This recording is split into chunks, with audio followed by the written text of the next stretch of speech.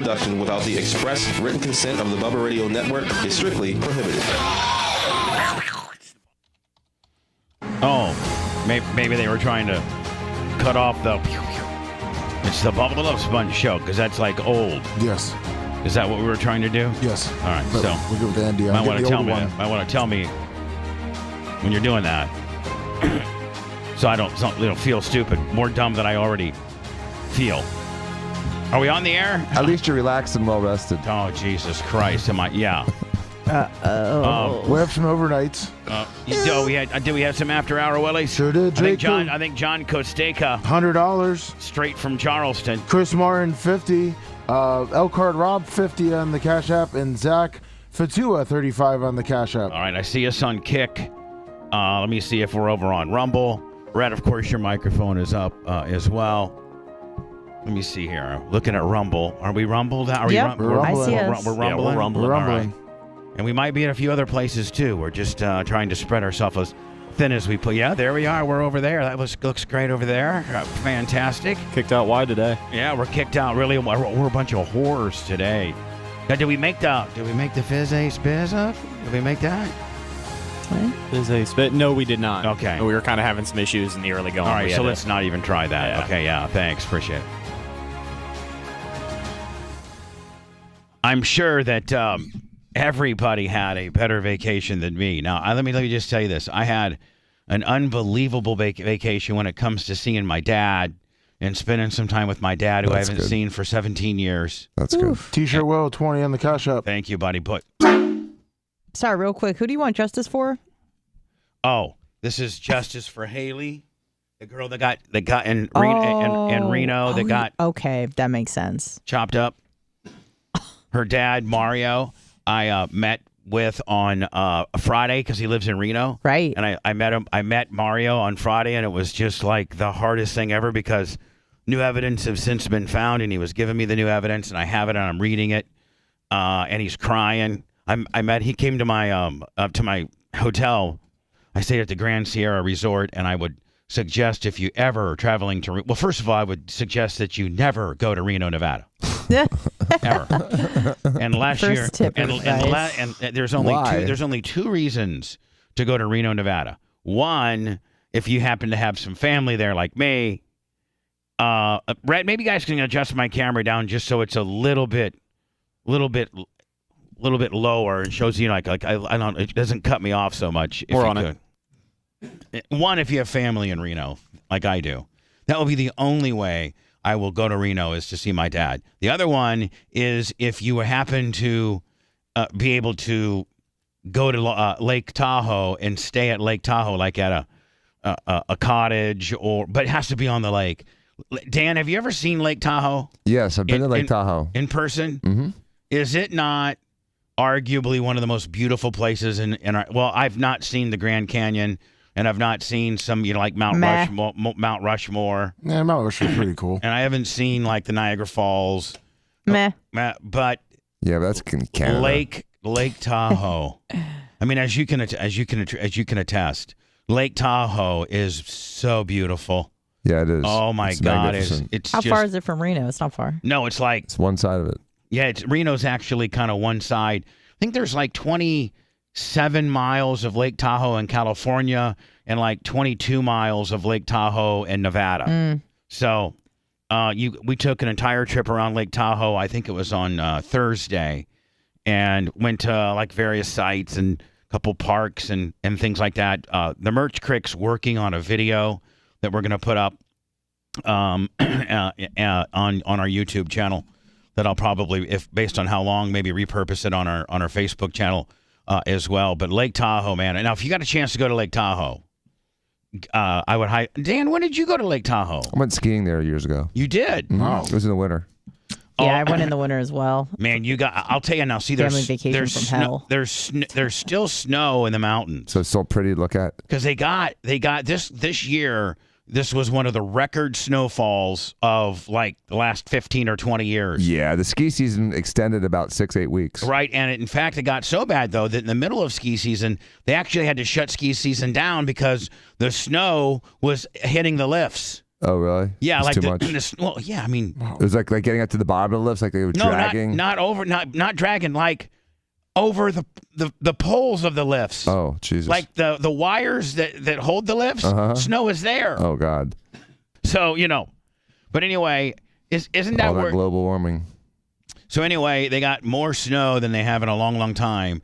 But now it's just starting to melt in it. Oh, my God, which makes all the waterfalls. That entire area, including California, is pretty much all fed by the snow that comes from the mountains around Lake Tahoe and stuff. And they have like all these aquifers and water reserves that like half of it goes to California and a lot of it goes to Reno and some of it goes to Vegas. So like it's that whole thing, that whole ecosystem of Lake Tahoe, and it's snowing and then the snow running off and going into Lake Tahoe and then them bleeding off Lake Tahoe into various reservoirs. Like they have to keep Lake Tahoe at a certain level. And then they once they get that level, they bleed it off into all these aquifers. But like snow is what keeps, like that's the livelihood of everything. Is the snow that gets up into the mountains. So anyway, my shirt is Justice for Haley from Mario, who lost his daughter. Remember the 18-year-old daughter? Oh, how could we forget? So wait till you hear. I'm gonna get into a little bit later. Some of the really, and Dan, this is so strong. Now you know that when you sue a municipality, like or try to sue a prison or a police department agency or anything, there's a certain amount of municipality insulation they have. Like, yes, you can't sue the king. Right. So they have protection. They have statutory limits. Right. So you probably maybe can't sue the whoever made the decision because they work for the the warden or they work for the parole program. But needless to say, whoever let the scumbag out that killed this 18-year-old, the guy that was sentenced to 20 years and did less than 2. The person that let this guy out, you probably can't sue, for a lot of money because they work for the government nonetheless. But Dan, here's where Mario may have them. First of all, this is such a strong lawsuit that he has 2 major lawsuit players in town fighting for the lawsuit. Because Dan, here's what happened. He didn't get out. The bad guy that killed Haley. And dismembered her. Right. As you remember, guys, Mario, Bubba Army, listens to us by, I think he listens on BubbaArmyRadio.com. Yes. And he's a great listener. And if you remember right, he called the show maybe about a month ago. Yeah, it was about that. Right. And had talked about how his daughter was somehow got in touch with or dated or went out with. I think she met him online. Yeah. Right. A guy that was a bad guy that ended up in prison, and that she wrote him, and they were pen pals, and the guy could call her, and the whole 9 yards. Well, when he got out, he was supposed to be in for 20 years, and he got out like in 2. Well, they hooked up, went out on a date or something like that, and he killed her, shot her in the head in the hotel, then dismembered her, put her in a suitcase, and threw her out somewhere in the desert. Doesn't that seem weird? Like the one person, you're in jail, one person's being nice to you, and you killed that person. Yeah. I mean, what a broken brain. Now I've come to find out why he killed her. Why? Oh. Through these emails that he got, and this story is so very long. But he killed her because after he got out, they started hanging out. Well, he then tried to start pimping her out. So hold on, can I ask you a question? Yeah. When he killed her was not the first time they had met in person. No. Okay, I didn't know that. They'd been together like 2 days. Okay, I didn't know that. Yeah, and she was visiting him and then would go home at night. And because the parents didn't really, think, yes, Mario and his wife probably should have done better diligence, but she was lying to him on who they were on who she was talking to, and she's an 18-year-old chick. And listen, nobody's saying that Haley is an innocent, party here by all means, but she didn't deserve what she got. No, of course not. And so he tries to pimp her out, and she's like, no, and this is information that I got from Mario, and I also have emails. So they get together. He gets like an extended stay or something like that. She goes and sees him a few days. Well, like on the third day or something like that, he tries to start, pimping her out like for money because he needs money. And she's like, no, like, I don't want to know. Like, we're supposed to be kind of like dating or liking each other or something. And no. Well, so he brings this guy up to the room to start, I guess, for her to do something. She says no. He shoots her in the back of the head in front of the guy. The potential John. Yeah, the potential John. The potential John goes running out of the hotel room saying like, oh, my God. And that's what alerted authorities. And so anyway, make a long story short, what he showed me was, Dan, here's where his money, where his big potential payday could be. There is a communication email system in the jail that is a private company out of Texas.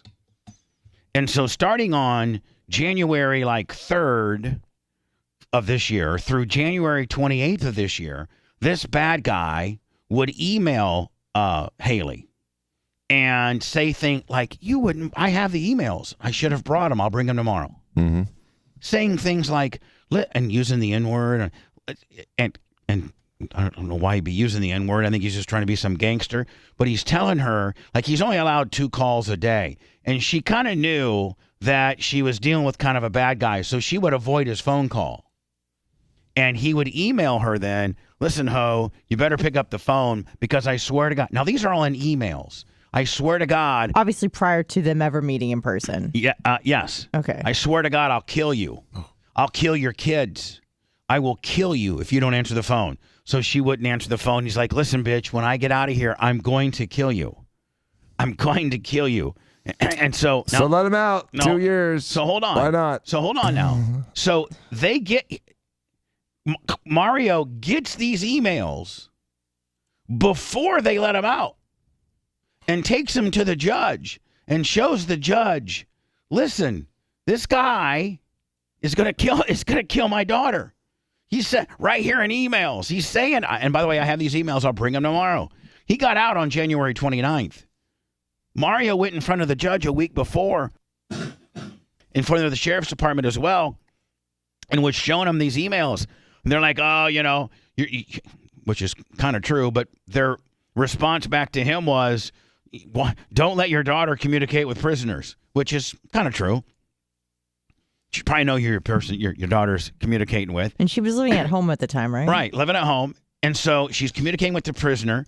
Mario intercepts these emails on her computer, takes them to the sheriff and to the judge and says, this guy's not out yet. He's supposed to get out next week. And here are the emails, the 28 pages of emails of him saying that he's going to kill my daughter and my grandkids. Can you please look at these? They let him out. So potentially where his lawsuit might be and why he's got a couple big firms looking at it is because you can't sue the municipality.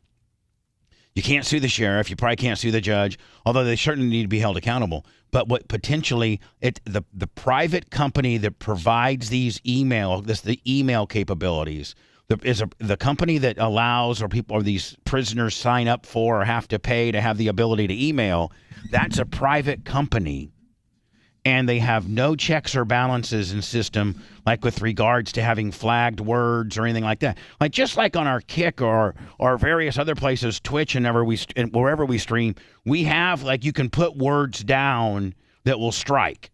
Like if you say the N-word or kill, murder, just like I'm just saying, like we have just in our primitive streaming, they in Twitch and stuff like that, they actually have words that you can put down, and we have a whole list of words that if, in chat, somebody says that word, it strikes you. Yeah. Well, immediately. This email, this big, huge communication company doesn't have any system like that in check, so that when prisoners are talking to whoever via email, it doesn't red flag when a guy, the word kill or murder or break out of jail, whatever. And so he has these huge firms, Dan, they're going to go after that company. Can I ask an uncomfortable question? How did they initially connect? Like, I don't know. I wouldn't know how to go and talk to a prisoner via email. I don't know. I think. Well, there's sites that you Okay. can be pen pals or whatever with prisoners. I'm dealing with Mario, who's in tears, and I'm trying to gather as much information, and I'm looking at these documents, and so I'm trying to, and I'm asking questions. How did she know him before? Sure. How did you get these emails? And he's like, we went to her computer and found them, and then got a records request from this company, and so forth and so on. But Dan, if you're a private company and you're allowing prisoners to have access to the outside and email people, and you're not people. monitoring people, Right. and you don't have any system set in place where when a guy emails a girl and says, "I will kill you and your kids," that you don't have any system in place to monitor. I got to think, and it's a big, huge private company. I got to think that they're, again, he's got a couple people looking at it, fighting for the case. But I got to think that you could potentially have a hell of a claim. Yeah, I totally get it. I mean, it seems negligent not to alert the court when there's threats going on in the emails that you are pretty much, So Mario gave me these are the shirts, and he's talking to an assemblywoman, which I think is the equivalent, like a state senator or congressperson of Nevada, about a thing called Haley's Law, and that is making really, before you let criminals out, that you take a long, hard look or an extra look or something like that before you're just letting something. Now, come to find out, Dan, this guy was a federal snitch on 3 people getting murdered in California, and he turned federal snitch. That's where he did his first bit of time. So this guy was like, had the propensity, so to speak, to kill people. So that was my Friday. That was my little bit of my Friday. It's so frustrating, Bubba, because so many people, like even the guy that Danny Penny killed, wasn't he on the 15 most wanted? Yeah, he was on the 15 most dangerous, mentally unstable people in New York list. Right. And so that a-hole should not have been out in the world. He should have been in a home and been protected and protected others from him, because guys like that should not be in society. They are dangerous. And what and what does the and Bragg guy others. do? What does the Democrat easy on crime New York state attorney do? Yeah, go after the white guy. Goes after the white guy to make this. I mean, this is now a big racial thing now. This has turned into a political racial thing instead of a guy that was protecting people from a person that has already been recognized as a problem, been arrested 40 times, and then if you add insult to injury, is currently on the 15 most mentally disturbed list in the city that he lives in. Yeah, I'm just waiting for him to join George Floyd in the Hall of Presidents. Because, they're going to try to make this guy out to be like the most pristine person in the world. I'm talking about the guy that died. The Michael Jackson impersonator from 20 years ago when he did a couple Michael Jackson things. Couple little cute videos. At his high school graduation. So it's pathetic. And society is telling us that we're not going to protect you, but you can't protect yourselves either. And so it puts people in a very precarious situation. Again, it's state dependent. That happens in Lakeland. Ain't nothing happened to Daniel Perry. No. That happens in Tampa. Probably nothing's going to happen to Daniel Perry. I don't know, man. That happens in Manhattan, and God forbid, you protect other white people because they're going to come after you. I don't think nothing in Tampa happens because we got Chad Chronister here. Yeah, I think that helps a lot. And then I don't think anything is going to happen in St. Pete because you got Chief Holloway over there, who's an African-American man from Clearwater who is absolutely no nonsense. Like, he's the man. But you're right. I don't think Andrew Warren, who's now since been removed in Hillsborough County, the state attorney, he may have done something. I don't know. Right? It seems like it's... I liked him. He got fired for a comment. He got fired for something he said on a hypothetical. His actual record's not bad, and Tampa has not been known as a high crime area. So anyway, I had the absolute vacation from hell.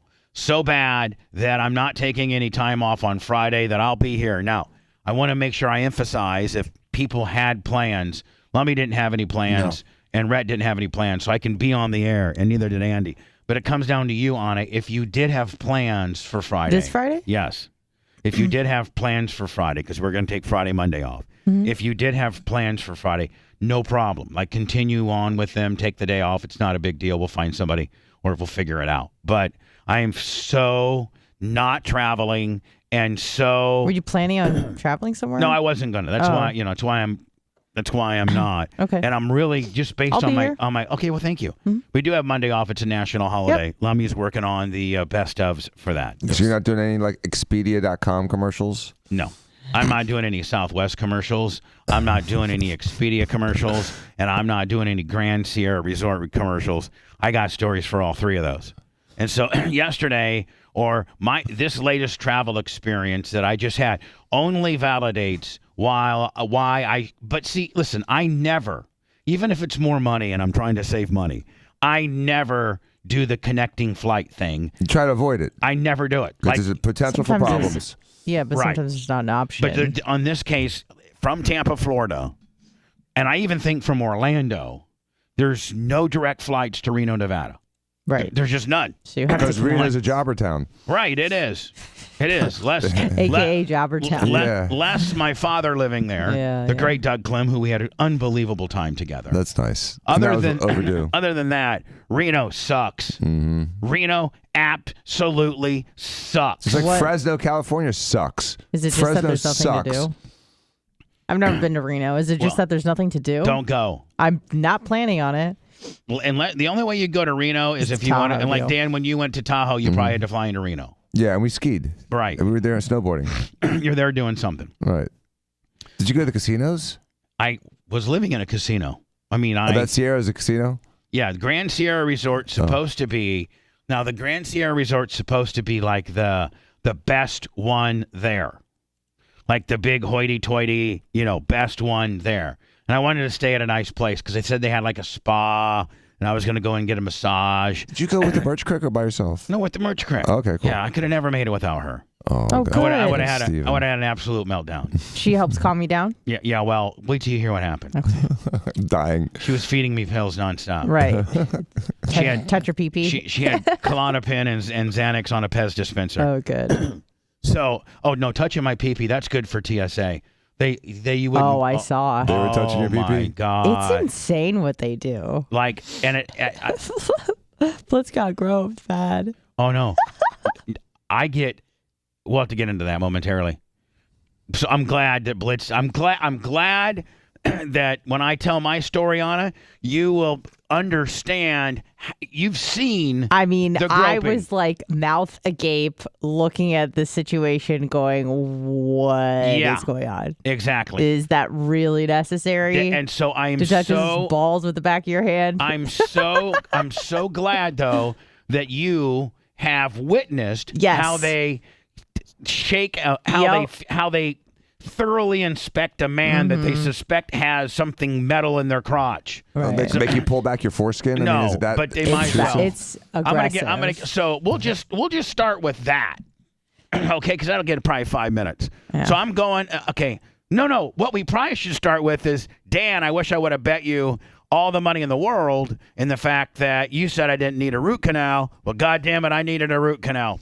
Yeah. Well, Oh, yeah, I knew that. you needed to see the dentist, and it was kind of hard to see what was wrong So just it's by looking in the back of your mouth in the dark. But I'm glad you got it fixed. Oh my God. So Tuesday's our last show.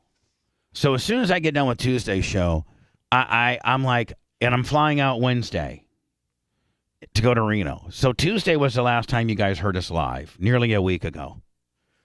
Which, Lummy, I'm so sworn off of flying and traveling that I may cancel Ronnie's wedding. Oh, no. I may not Don't go. do that. Don't do that. Oh no, Anna, wait till you hear. I mean, I saw When some I- of it on Facebook. You have a nonstop for Vegas, right? Yeah, but it's with Spirit, and I've been told that Spirit's the worst ever. Yeah.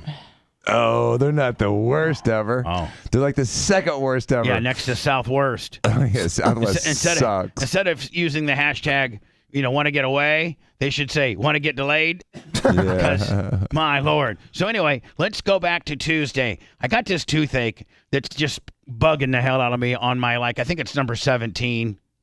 On my left rear molar, my latest one, which has a gold crown over it. And so I go to Dr. McSherry, who says hi, by the way, Anna. Oh, wonderful. And I say hi back. And I get it. So I have to get it. He says, listen, let me look at it. He pokes around a little bit. He does an x-ray on it. He's like, yeah, that root on 18 or 17 looks angry. Like, I can touch, that's your problem. And at this point now, I'm sitting in the chair, and literally I'm asking him to pull it out. I mean, it hurts so bad. Like, I'm literally, next to a kidney stone, I'm in the most pain I've ever been in my entire life. Like, I'm literally laying there going, It's like you got Satan in your mouth. oh my God. So Dan looks at it, and he's like, yeah, you need a root canal. I'm like, well, how do you root canal over a crown, let alone a gold one? He goes, well, and so he, right across the street from most dentists, don't do root canals. No, it's a specialty. It's Right. an endodontist. Yes. Right. So most just regular dentists have a root canal guy. Right. They all do. Right. And a lot of times the root canal guy will try to build his place by a reputable dentist. My place, Dr. Broom on 49th Street, is literally from here to across the street, whatever that HVAC business is, Lummy. That's how far Dr. Broom's root canal place is from Dr. McSherry. So literally, I didn't even get in my car. I just walked across the street and left my car in Dr. McSherry's thing. Right. Makes sense. So, Anna, you know where Dr. McSherry's thing is? Yes, I do. Literally, on the same property, but which would be north, is where Dr. Broom's place is. Oh, wonderful. So I go into Broom's. Now, this is 2 o'clock on Tuesday, Dan, and I don't have an appointment. Nothing. But McSherry calls in a McFavor and says, Broom, our boy Bubba, he needs a full-blown root willy on 18. So he goes, send him over. So then, Dan, they have to drill a hole, and they don't pull off your crown. They just drill a hole in it. Barrel through it? Yeah, they drill a hole, and then he goes in there and takes the root out. So I had that going for me on Tuesday. And So then you they had cap it gold off. metal shavings as they're drilling? Kinda. That's crazy. Should have had him suck it up and sell them. Yeah. They So- show you the root. $2. No, they didn't. But they get in there, and I don't know if they get in there and they pull it out, and They literally drill the root out. and then he uses this rasper, and he rasps it, so he just really, really gets it. So Cleans out the nerve. Needless to say, so Dan, and here's the best. I got to do something nice for him. So I go in to pay, and they go, and I don't even know what a root canal costs, but I go to 15 to 3. So I go to 15 to 3, and that's with if you. This is last minute Willie right off the street. Right, because it's like a 45-minute ordeal, right? It really is. Yeah, it's 45 minutes of in the chair, and they got to spread your mouth open and put all this stuff in there. Numbing. I go to pay, and they go, Dr. Broom says this one's on him. And I was like, oh my God. That's so nice. Oh my God. Oh my God. Root canals aren't super painful afterwards. No. But you're numbed up, Yeah, McSherry pre-numbed me over there. Yeah. And so when I got over there, I'm like, I'm here to see Dr. Broom. I'm like, I'm already jammed up. But anyway, so I'm like, oh God, I'm so glad. So I'm thinking things are going to be great. You put that big blue dental dam over your tooth? Yes. See, I got all the shavings. Yeah. So anyway, Dr. Broom on 49th Street, I love you, and you are so nice. And I'm going to be sending you a gift certificate or something nice for you and your women, for you and the girls that work there. I'm going to try to do something nice, like maybe an edible arrangement That's good. something, That's a good move. Something nice, just because that's just way up and beyond. Thank you so much. And the best thing is that he emergently pulled the thorn out of your paw. Yeah, and I could free have or not free. It's just that he was able to do it timely. Here's the thing, though. Maybe my body was quite the visionary, and it was trying to tell me to stay home. Don't go. Maybe my body was saying, God damn it. what's the one thing we can throw to this guy that will make him not? Oh, let's throw a last-minute toothache Willie. There's no way he can get that fixed in a day and make it out to Reno, because Reno's all bad. All bad thing, except for the really, great Doug Clem. Reno's really that bad? Was it really that bad? Just a bad trip home. Just a bad trip. No, my dad, I saw him every day. I got to drive his Phaeton. I drove his B400. Well, that's cool. I got to work in the shop a little bit, but with him, we went to Lake Tahoe. So, I had a great 3 days with my dad. Got a chance to watch some baseball and some just some guy stuff. But you're saying it wasn't worth it. Did you do some welding? No welding. Oh. So, you know what? Maybe so that we stay on time today, Lummy. And it's easier for you too, as far as segments, and that I break, and I tell you, I'll start breaking down my Grand Sierra Resort experience, and I'll tell you this: don't ever, first of all, don't go to Reno. So if you don't go to Reno, you won't be needing a place to stay. But if you happen to find your place, Dan, when you guys skied in Lake Tahoe, did you get like a place up in Lake Tahoe? We got a place in the ski resort, yeah. So we did, and those places all have like gambling too. Right. And those places are upper crust, people that ski, have money, and those people are, that they have a lot nice than the degenerates that want to go gambling, and stay at a, you know what I'm saying? Like for the most part. Is Reno almost like a giant riverboat casino? Yeah, in the desert. In the desert. with Walmart Right. and Mexicans. It's like you're on a horse with no name, really in the desert. They did have an In-N-Out burger, and if I wasn't in such a bad mood and already been tic-tacked, so now listen, I don't have a lot of money, so I got to kind of travel on a little bit of a budget, okay? Baller on a budget. Yeah, Bubba on a budget. And so, when I booked a Grand Sierra Resort at $250 a night, it was a little bit more than staying at the Hampton Inn, but I figured I'm staying at a pretty badass resort. And if you look at the commercials, here's I'm looking at the here's the their website. Yeah. Oh yeah. I mean, I'm like, man, look at this place. Hell yeah. Hot chicks, I'm jobs. staying there, man. Hotel rooms and Bowling suites. alley. I'm like, yeah, hell yeah.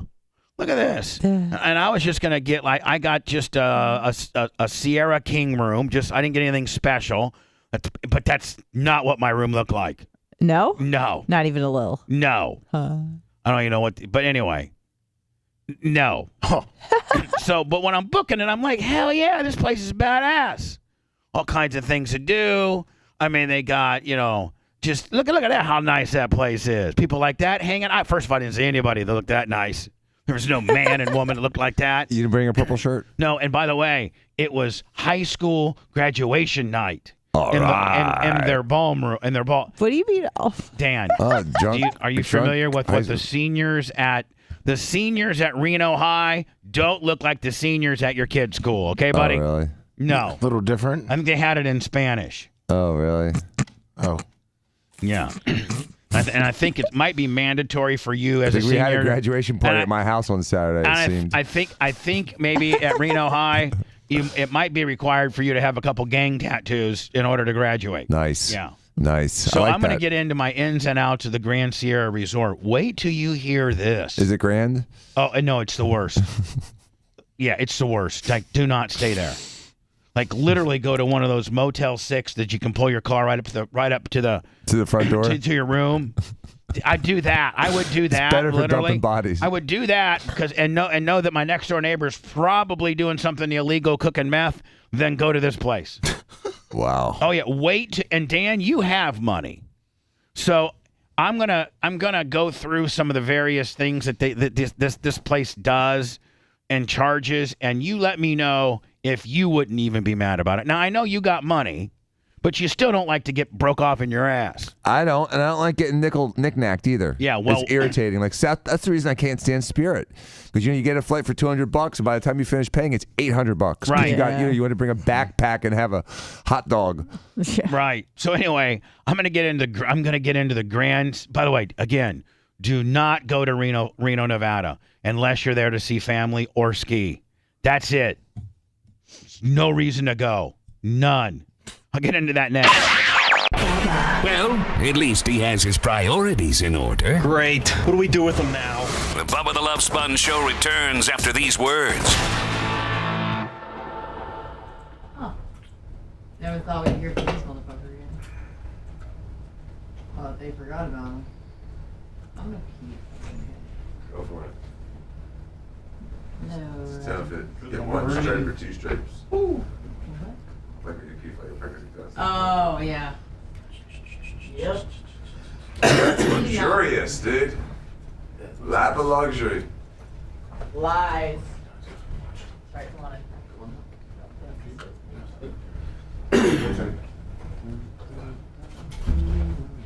I'll talk to you about it.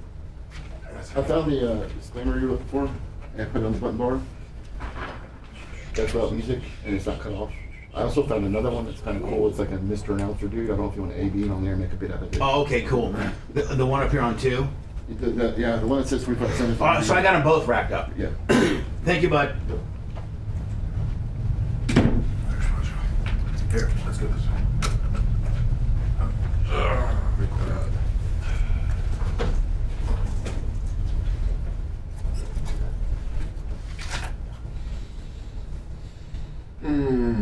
What's up? I gotta call you the police. Good morning. What did you do, Dan? Well, I was getting all ready for this doubleheader football game Friday night. It got canceled at 5 o'clock. Oh, for our team. Yeah. It's okay, control. They had a scheduling conflict. They got there to set up, and there's a whole other school playing sports. So it completely fucks my kids. So they only got one more game left instead of 3 more games left. When is it, Friday? It's Friday. I'll be there. 5:15 early. I'll be there. Tell them. Awesome. Yeah, they heard you were going to be there, so they canceled the whole night. Yeah, that's great. When's practice? Tonight and Wednesday at 5.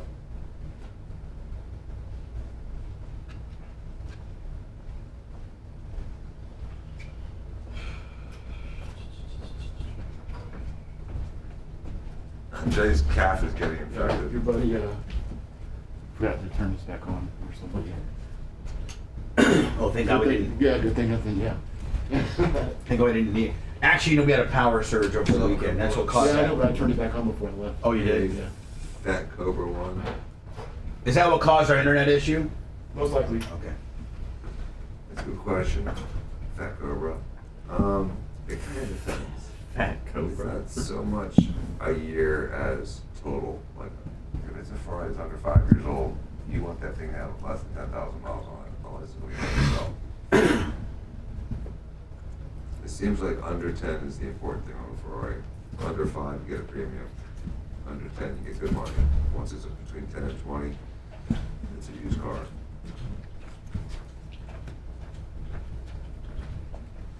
I watched Ford versus Ferrari on the plane. Yeah, I saw that recently. It's pretty good, isn't it? Is it true? Oh, yeah.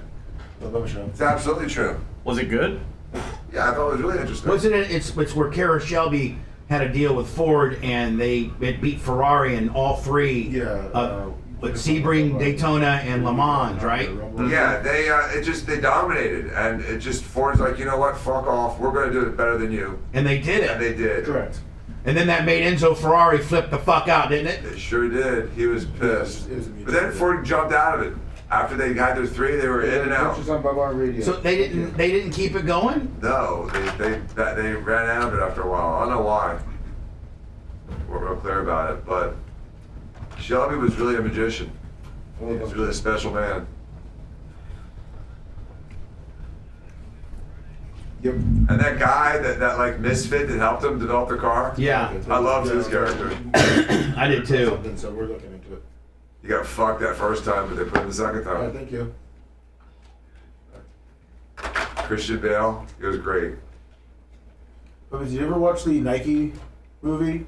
No, what's it called? Air? Yeah. Yeah. It was pretty good.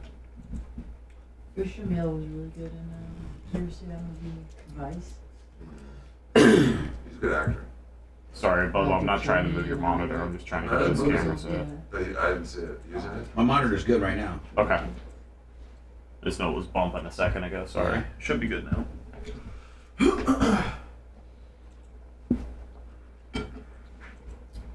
welcome, Fat Girl. Fat cat. Fat Girl. I'll say something.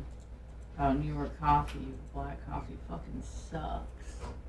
You were in New York? Is that what you went? Well, I honestly. Was it horrible? It's so funny you said that. I'm like, fucked up.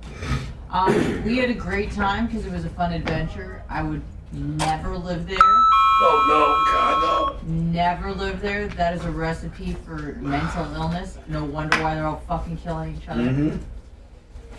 It's like a fucking. My friend that we stayed with, one of my friends, she's fucking miserable. And she's like, I don't know what's going on. I'm like, because she's what? Humans are not supposed to live like that. My friend's miserable. You live in a 300 square foot apartment. Correct. It's With, overpaying right. to It's live like in a bunch of rats in a fucking in a corner of a house. Speaking of rats, Lummy, I don't think we got them all. I think I may have offended her. We need to get Like, the bigger. decision you ever made was wrong. You need to leave immediately. My cousin has a co-op. I need to get my TV hung behind me. Precisely. It's the meat district downtown. The thing came in. Go crazy. And then the one in that corner over there. It's like a fucking house. Boy, this place fucking sucks. And I saw we were out. We all came back. She's like, oh my God, this place is awesome. Like, Yeah. what the fuck's wrong with her? Yeah, because a lot of people live in studio apartments.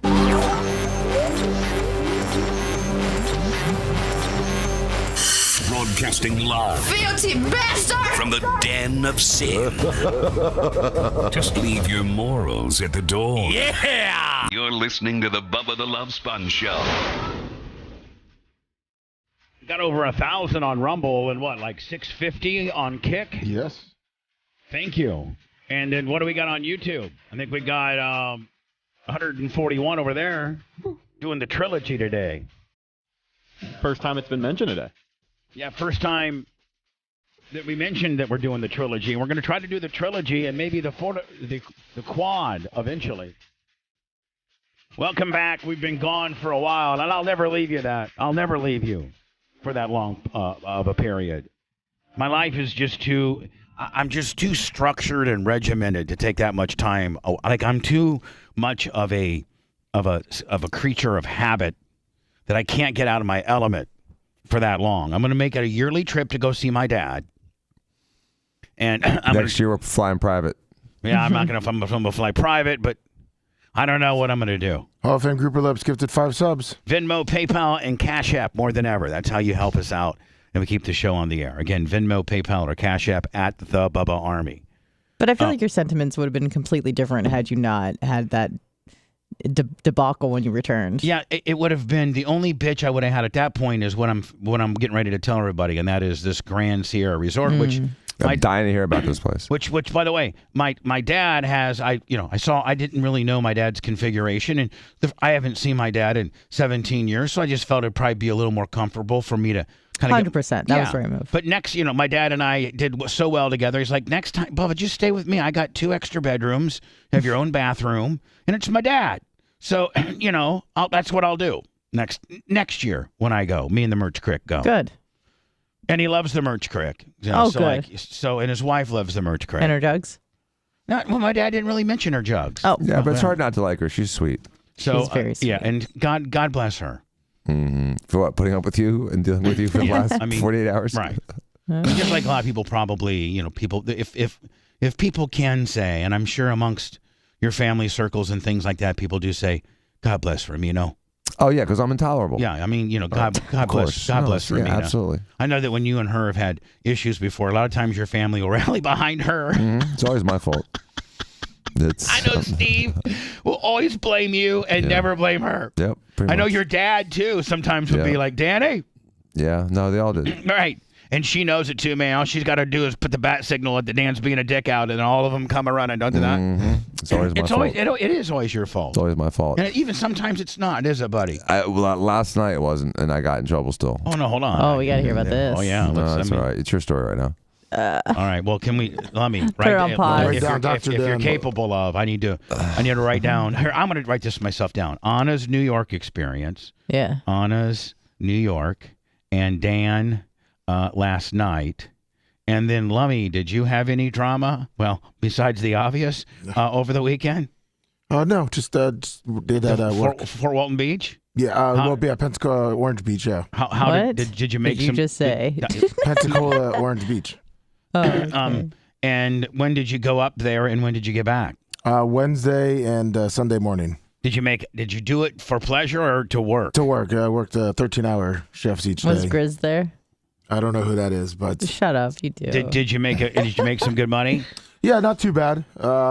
There were some problems with some people. The young crowd that got there got a little too drunk and started passing out everywhere. And So what did that mean? You had to beat people That up? wasn't or- alcohol. I mean, well, I did help a guy pretty much put his hands because he passed out for about 25 minutes, and I was able to at least get his breathing correctly. now hold on. Passed out from 25 minutes or what? Let me. No, passed out 25 25 minutes. minutes. Oh, now got are you saying? He face planted and went into like a little ball. So I went Did over. you give him the mouth? Did you give him chest compressions? Did you get the AED machine out? Like when you Little say that you- bandit to wake him up, I mean, stimulate like him. when you said I got him to breathe again. I mean, you got. Well, I just put him in a position to like have him breathe. Like I kind of straightened him out and put his arms over his head. So you straightened out a drunk. He was not drunk. Well, he was passed out. All right. He's on some Whoa, serious wait. drugs. Was he on some drunk and ketamine. then he had a head injury? Yes. Okay. All right. Yeah. But other than that, yeah, a lot of young people there. Are you going back next year? Depends. Yeah, most likely. Okay. I mean, it's So the money was okay. yeah.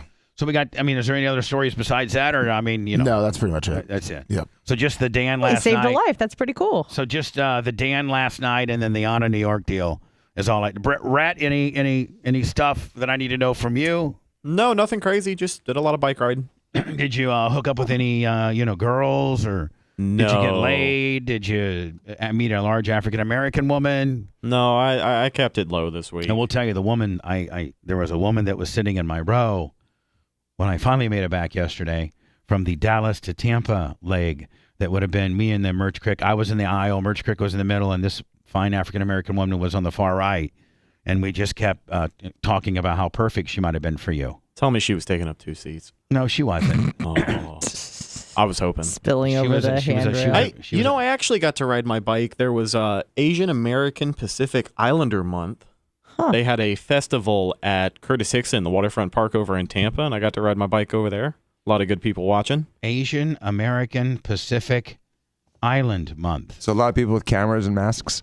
Yeah, there were Man. a lot of masks. I will tell you this. Ann and I were both on airplanes this weekend, and it seems as though people are still kind of masking it up a little bit. A little bit, not much. And it's like, and then there was this woman. Now, Dan, I'm not like a germaphobe or anything like that, but there was this woman on my flight that was going from Reno to Denver when we finally got on it, and she had the worst barky, raspy, contagious sounding cough I could ever, and I'm like, to the point where I was like, really, if you're that sick, why would you fly if you're that sick? Like, she was noticeably that sick with no mask on, and I'm not even a mask guy, but I almost went and bought a goddamn N95 somewhere in the mall just because I didn't want to hurt in case she was seated near me.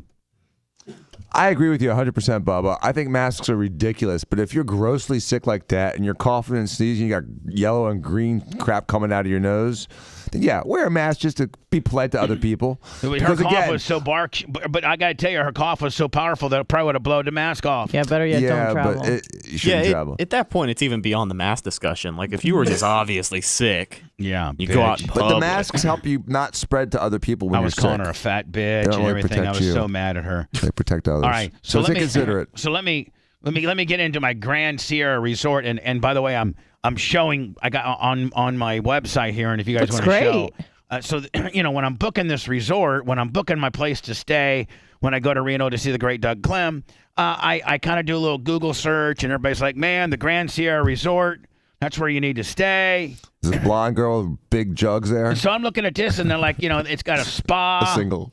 And so I'm like, you know what, me and the Merch Kirk will be able to one day go down and do it, like maybe a spa day. Oh, yeah. And, stuff like that. So, I mean, if you guys relaxing. look at the commercials. Yeah, it looks perfect. I mean, it's perfect. Perfect. Yeah, look at that. I was like, Like yeah, a- I don't know if I'm going to Do be a doing sauna with a that. big But black guy? yeah, I don't know if I'll be in the sauna with Ty J, but look, the rooms look Those nice. are nice bedrooms. Spacious. Yeah, look at that. Yeah. Pool. Hot chicks. Yeah. Popping bottles. So I get there. So I get my tooth fixed Tuesday. I'm all ready. And by the way, I really think that travel problems have a lot to do with your airport. You never seem to have a problem out of Tampa Airport. Tampa Airport's efficient. It's easy to get to. It's one of the best in the world. You literally, if you take an Uber there or have somebody drop you off, you literally go up the stairs, get your ID checked, get on a tram, go through TSA, and walk to your gate. It's that simple. And there's 3 different trams that go to 3 or maybe 4 different air sides, and there's not a lot of walking. There's just not. It's just easy.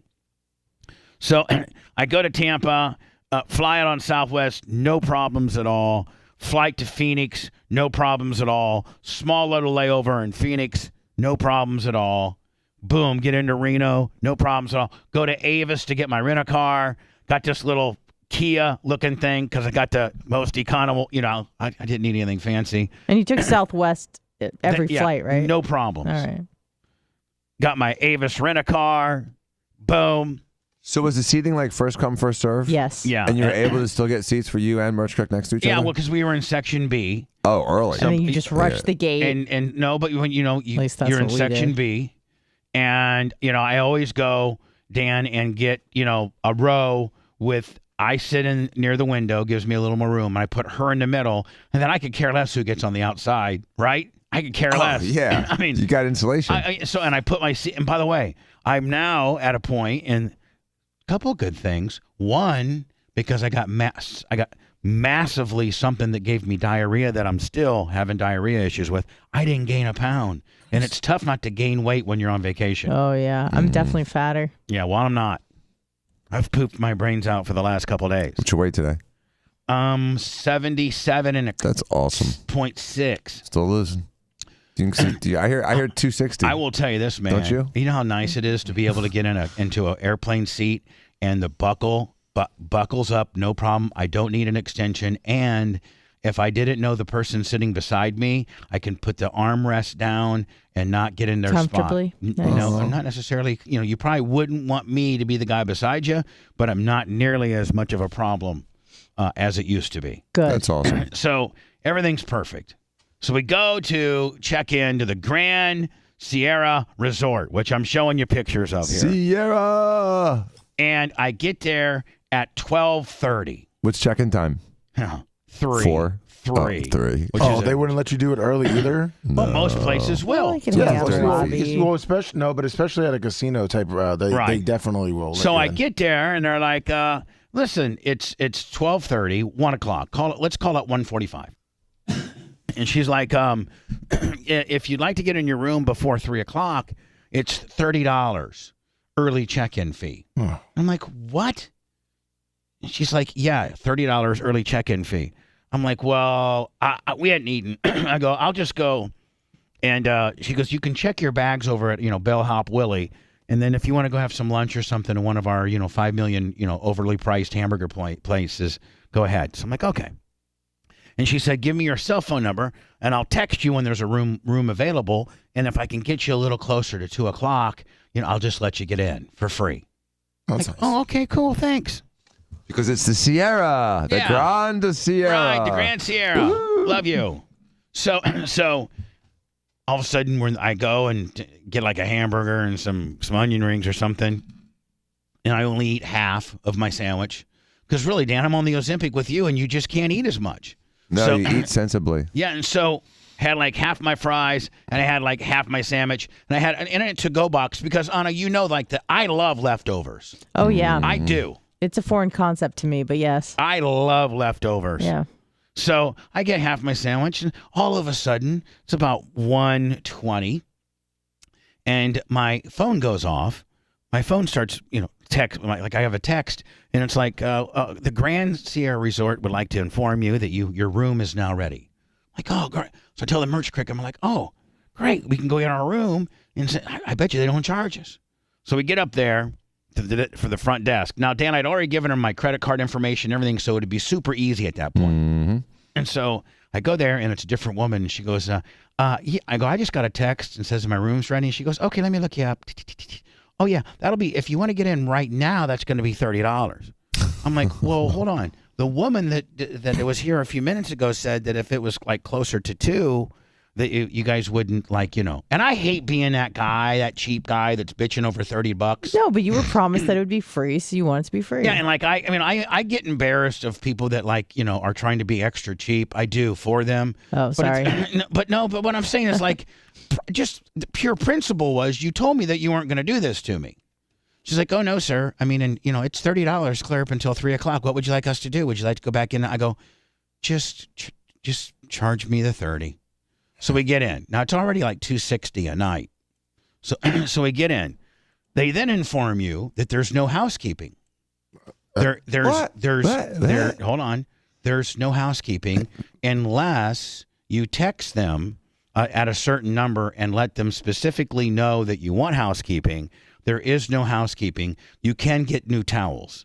Well, that's kind of cheap, I thought. But I'm thinking, I really don't matter about that because I can sleep on the same sheets for 3 days, and me and the merch crick are going to be so very busy. Like if I was having a lot of sex or something and dropping a lot of DNA, then I would text them. But having those bitches stay out of my room and me just getting some free towels every couple days, I ain't got a problem with that.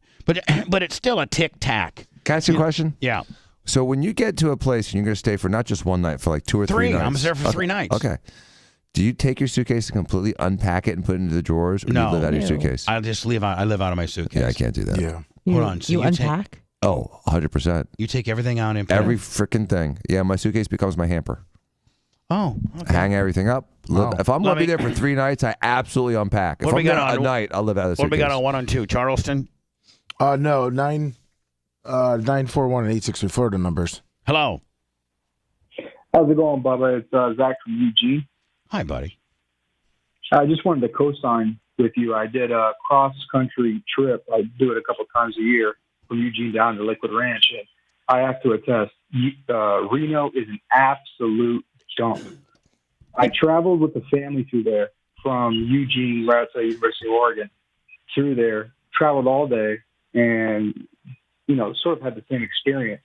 And was greeted on the quote-unquote strip, which is right outside the highway, with an In-N-Out and a Walmart, like you described.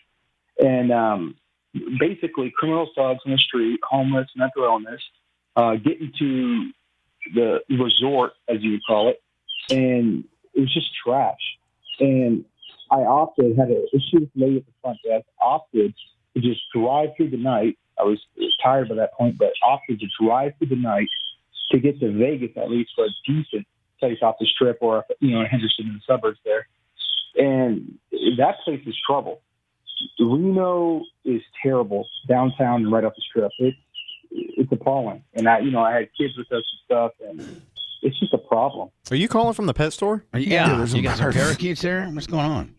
I'm sorry. I'm on the back porch. There's birds out here. Oh, they're very happy today. It makes for a great background. Hey, man, thank you for your call, buddy. I appreciate you. Thanks. 813-90 Bubba. Hello. Hey, it's Matt from Sebring. Hi, Matt. I was just calling to... from I don't know where. I think you said sue me. Sebring. Oh, Sebring. Yeah. Okay. Sebring, yeah. Sorry. I'm just calling to back up Anna because I did handyman services. Anna, sorry. I did handyman services and construction for years, and that was not alcohol, Lummy. That was meth. Oh, I'm sure it was a lot of drugs. Yeah. I mean, because I was You sound like you're pretty experienced in that, buddy. It sounds like you're on that right now. Sounds like you might be on a little something right now, buddy. The little slow down Willie. Hell no. I'm on just absolutely nothing but life. Perfect. Thank you. I'm on life, too. So they tic-tac me for 30. Then they tell me no room service or no housekeeping, which I'm all right. So then it doesn't cost you anything. You just have to text them? Yeah. Okay. That's not too big of a deal. Yeah, not too big of a deal. So, but still, But I think it's crappy. It's still crap. So I walk in my room. It's not like any of these rooms I've seen on here. It's like it's a part of the hotel that seems like it hasn't been remodeled since the day they built this place in 1974. Yeah. Real dark, like brown marble in the bathroom. Not even classy brown marble, like 80s, marble. And they now unplug all the lights in the room, except for, remember, how you walk into a hotel room and they have like that first light that opens up like the little lobby door area, and then usually, the entrance. Right. Then usually you have a light like over the both nightstands will have a light, and then there'll be like a couple other lights. Well, they unplug them all. Now, they still work, but you have to literally plug them back in. And what they're hoping is people don't plug them in. So they use the electricity. And one of the night lights, my night light worked, and Erica's night light did not work. The bulb was broken. So it seems like they're cheaping out on like unplugging everything, hoping people don't plug it back in. Here's the kicker. There's a $40 a day resort fee. What? A $40, actually a $39.95 resort fee. And so I'm checking in. She goes, I'm going through it. And she goes, I go, what's the $39.95 resort fee? And she goes, just to use the pool and to, I'm like, just a resort fee. I'm like, really?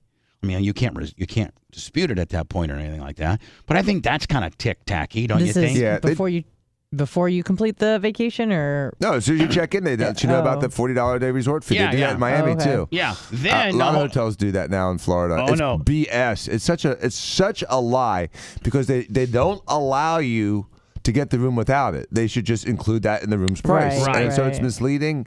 And there's actually legislation to try to like knock these resort fees out because they are so misleading and they are so unfair and they are such BS. Either show your price or don't show your price. The resort fee is like, again, it's like Spirit Airlines tacking on like, oh, another backpack. Here's another $80 to your ticket. Right. It's BS. All right. So let me just They're irritating. Let's just hear it go. As you can tell. Yeah. Let's just go here, Lummy, and book a room for like, whatever. And let's see if they if they up front upcharge let you know the about resort fee. Yeah, here we go. So book a room now. Book direct. Let me see. And save. Yeah, book direct and save. Okay, book now and save. Loading. This is the Grand Sierra Resort. This is exciting. Okay. 25% off. Right. So where am I going to? Where's it show me on a book? Okay. Right there. Arrival date. Let's just say we're going to go there. We'll give it a little bit of time. See the asterisk? Did you see the asterisk? No. Look right above the view calendar. That little section right above view calendar. Right there.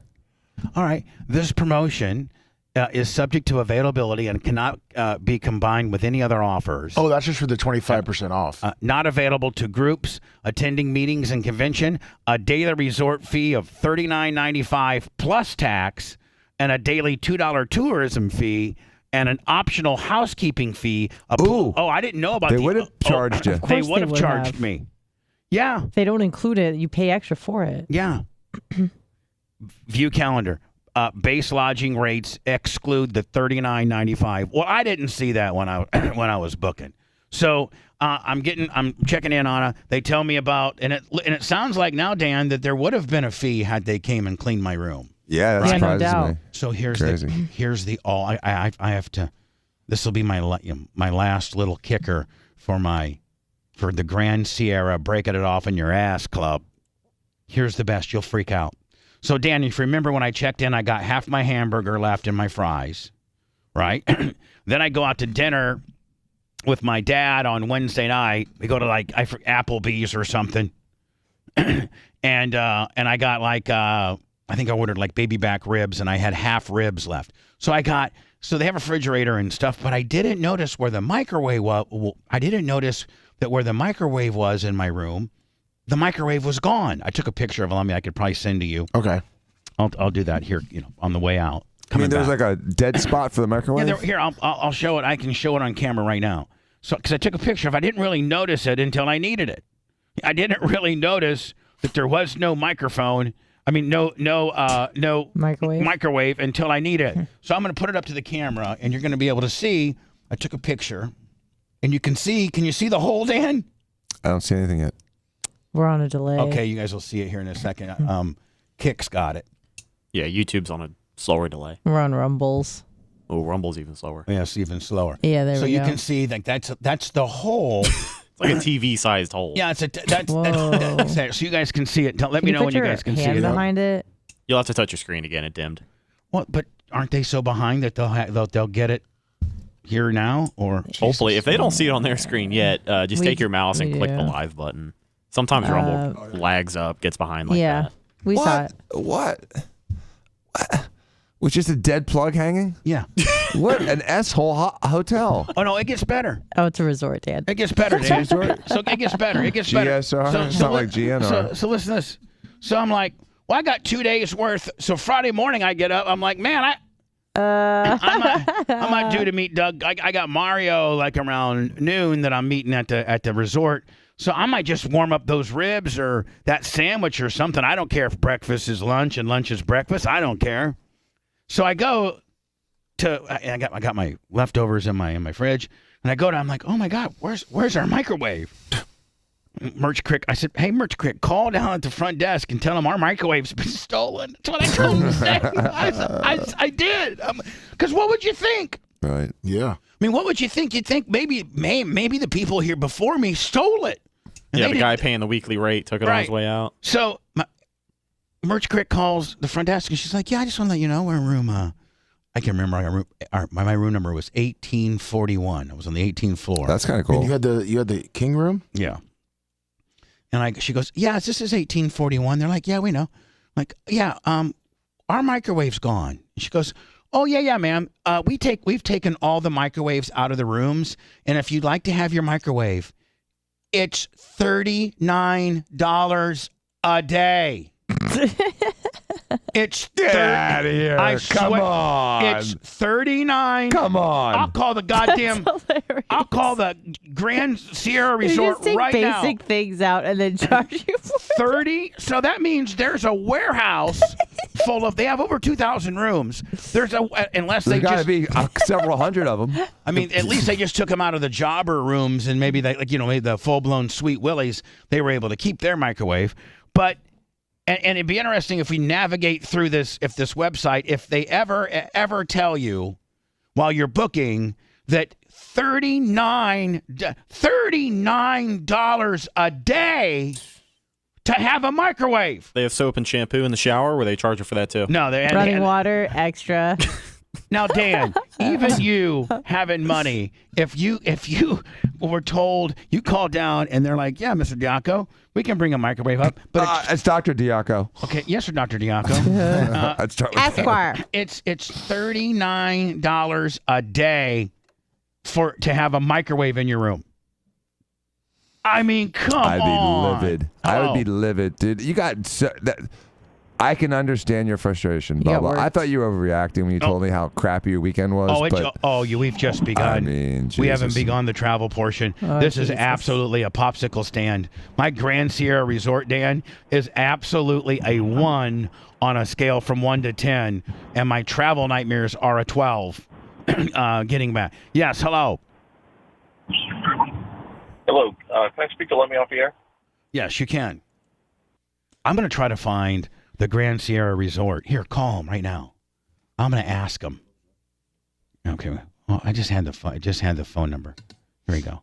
All right. So let me call.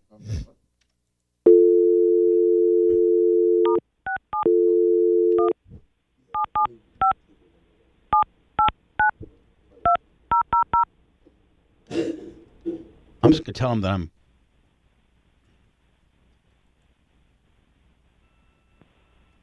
Thank you for calling Grand Sierra Resort and Casino in Reno, Nevada. If at any time you require assistance from an operator, dial 0. For hotel and reservations, press 1. For dining and restaurants, press 2. I probably should just hit 0, shouldn't I? For the Grand Theater box office, press 3. Yeah. I'll transfer you now. I'm going to see if.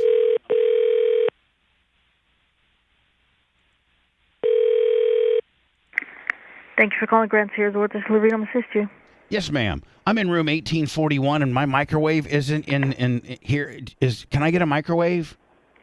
We don't have them available, sir. I'm so sorry, and there's nowhere that we can send you to that you would be able to use one.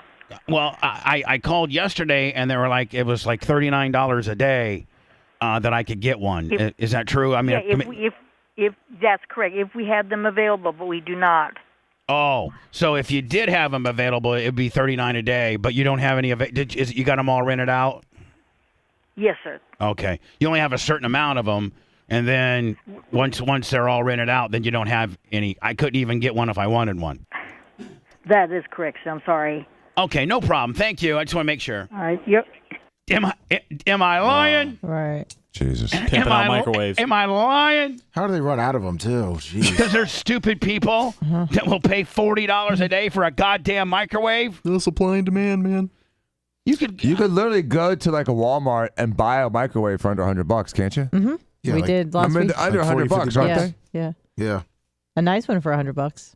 Yeah, I go buy 50 of them and then Sell them to advertise. other people. No, advertise that I'll sell them whatever. I'll rent it come to to you my for room, microwave $40 a day. Come to my room, microwave your stuff, $5 Yeah. pop. Have a microwave party. I'll have a big pickup truck downstairs with 5 microwaves across the back and say, hey, listen, just come on downstairs. It's $2 to microwave. Yeah, in the old days, you'd have like a big old limo with champagne. Now you got a white box van with microwaves. I mean, so as much as people thought I might have been embellishing, right? No, it looks man, like they started taking them out because people were stealing the microwaves. They were stealing them. Oh, I'm sorry. Your security Oh, my isn't good enough to be God. able to stop people with microwaves Welcome over their to shoulder. Reno. You know what? There you go. Welcome to Reno, Yeah. where they can't even have microwaves in your room because people steal them. That's how bad Reno is. I wonder how many microwaves are getting stolen out of the rooms in like New York when they're having all these like migrants my stay in these God. hotels. I wonder how much, they talk about the damage to the rooms and how they're being, really like disgustingly like unkept. But I wonder how much is being stolen, like TVs, microwaves, fixtures, light bulbs. They probably steal all of it. Yeah. So anyway, bolted all to the ground. We have to get into Anna's stuff. We got to get into why Dan's in the doghouse. Now, Dan, are you in the doghouse? Apparently I am. I didn't even know I was. I mean, Jesus, it's Hold like on. the doghouse keeps forming around me. Like The doghouse ended out. Fortnite. The doghouse was literally the size of the doghouse, but now it's the size of the carriage house. The dollhouse has become the size of the city. The whole city is I'm in the doghouse. Now, did you learn that you were in trouble? Did you know that you were in trouble? Like, did this something from last night, or is this this morning thing? Or This morning, I'm like literally like getting in the shower. And she goes, oh. And I'm like, oh no. So I don't even want to talk about it right now. Yeah, he's looking at the clock, Bubba. Wink, wink. Oh. Is it a K5? I don't know what it is. It's a K. What? It's a K10? It's a K50. Yep, they phoned that break in. Me. The Bubba the Love Sponge show returns after these words.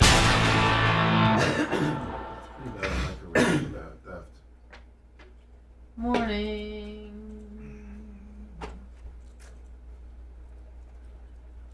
Hello, everybody, you dirty kickers. And we're at, let's see if we can get 700 on kick today. Oh, guys. So we're at 618 on kick. 1282 on Rumble.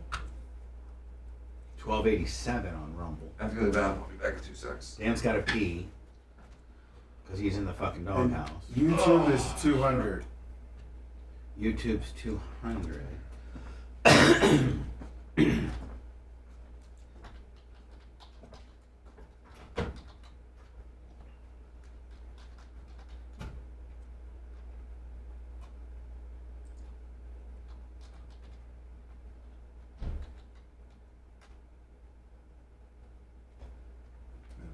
Minus 67 Scout.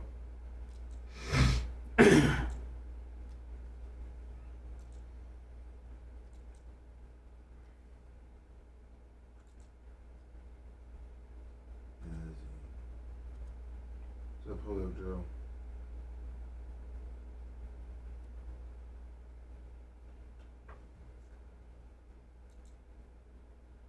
Good morning. Skippy. Payphone. That's good. Skippy. Here you go, Skippy.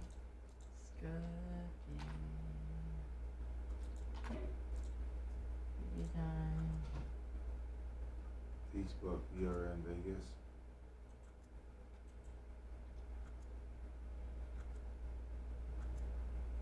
Good morning, Goober Lips. R Downs, good morning. All bullshit. What's wrong? Good morning. What up, Michelle? How's it going? Come in. We'll be back in about 5 minutes. Oh, it was cool. I know, Holyoke Joe. I'm glad you have too. It was great, and also I would never live there. It's fucking horrible. It's beautiful.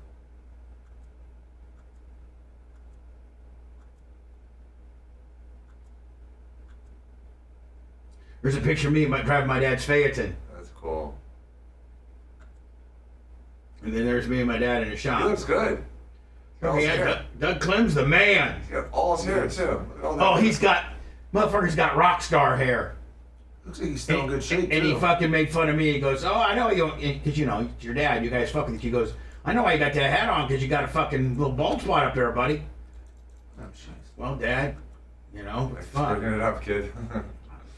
I said, I can still whip your ass. He goes, oh, you can't whip. I probably couldn't whip his ass. He still looks like he's in shape. He still looks good. Fuck Damn. yeah. Out there working every day in his garage. I'm glad you guys got together. Here's some Lake Tahoe pics, man. It's so fucking beautiful. What was the temperature like?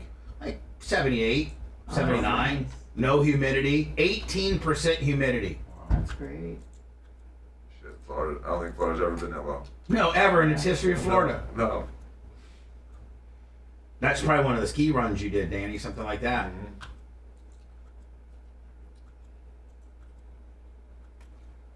That's my dad his junior year right here. Look. He's Looks like man. that's like Tyler, doesn't he? Yeah, he does a little bit, but better looking version of him.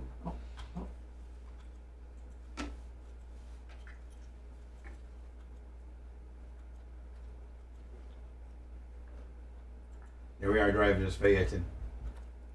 Oh, there's a ski deal right there, Danny. Right there. See it? Yeah, absolutely.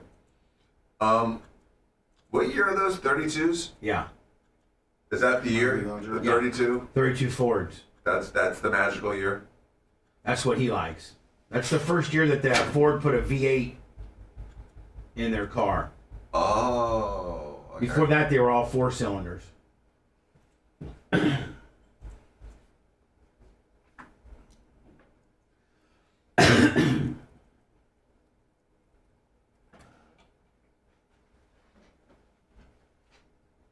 be over in Vegas, pretty bad.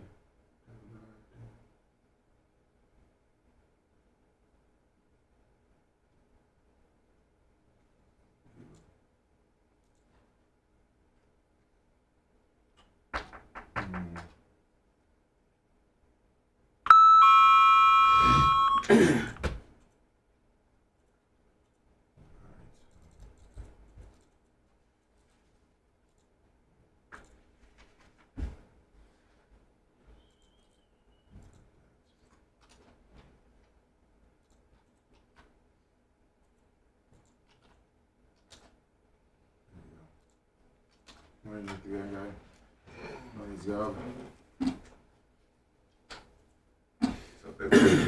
Airtight ski pole, good morning.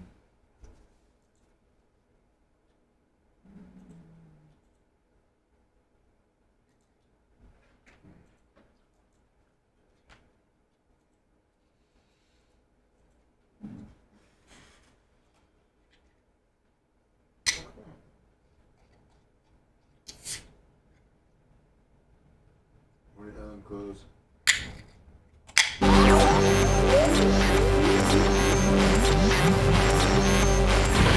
The dirty little slut. How raw is Bubba Raw? How raw is Bubba Raw? I'm gonna pop rock that. See for yourself at All right, take that one out. BubbaRaw.com. Now return to the Bubba the Love Sponge Show. Tell me why we take that one out. I just told Macho. Who's on one? Dan's bike buddy. Oh, the guy that thinks it's okay to pay $9,000 for a bike. I guarantee he wouldn't pay $39 a day for a microwave. Nope. Hello. Hey, Bubs, it's Jim. Hey, real quick, if you ever go back out to Reno, stay at the Peppermill Resort. Okay. If I go when I go back to Reno, I'm just going to stay with my dad. That'd be easier, huh? But the only cool thing about the Peppermill out there, it's the only place out there where they're not like you can go sit at the bar in the restaurant and you can gamble, and they don't count as far as a lot of the places out there. They count how much money you're gambling before you'll get free drinks. Out there, you literally can sit at the bar, throw $5 in, and play penny poker and drink free while you're eating. Yeah, there was no man. I didn't spend hardly any time in the casino. I'm not much of a bettor. I took $50 and put it in one slot machine. Yeah. And it was so bad. It was so bad. You know how they rig up the slots? Yeah. I mean, listen, the only chance you got in gambling is if you can play human interaction games of chance, like 21, like blackjack, or craps, or 21 stud, or something like that, poker. You got a chance because but you don't have a chance against the slot machines. They used to make it so, man, the slot machines were the big attractions, and they would, like, my one buddy was pretty high up in the Mandalay, and he's like, our slot machines have like a 94% payback. So a lot of most people win a little something from the slot machines, and that keeps them coming. Right. And they can still make money other ways. But now, man, here's the deal. I mean, I put $50 on a $1 slot, so every maximum bet was $3 every time. Okay. And I didn't win one time. Whoa. Well, hey, on another note, I wanted to say it was great seeing you out there with your father. I looked at all the pictures when you guys were out there, out at the resort, as far as the huge trees and stuff out there, and then I saw that you guys were in his garage, and I just wanted to say, I've listened to y'all for years and heard all the trials and tribulations going on between you and your father, and it's really good to see y'all getting past that. And I really hope and pray for you one of these days that. Well, I'm gonna make it a yearly. I'm gonna make it a yearly trip. That I'm gonna go out and see my dad, and maybe that'll, I know how hard it is with what I'm going through and my son. So I'm not gonna do that to my dad, and I want to have a relationship with my dad, and I do now. So we've whatever was the problems are gone, and we're buddies now. Good. I'm glad to hear that. Now the only thing I have to question you on, I saw all the pictures there in his shop, but. Is the vacuum cleaner still there? No, it's not there. Stop. I'm just joking. See you later, son of a bitch. By the way, all of my pictures are on our Facebook page at The Bubba Army. A bunch of them. I'll show you a few. Here's a picture of me and my dad in his 32 Phaeton, and he let me drive it. And that thing's a handful. Man, those old cars, Dan, they don't have power steering or synchronized transmissions. So they're a handful. They really are. And then here's another That's picture. the first time you ever let you drive that car, right?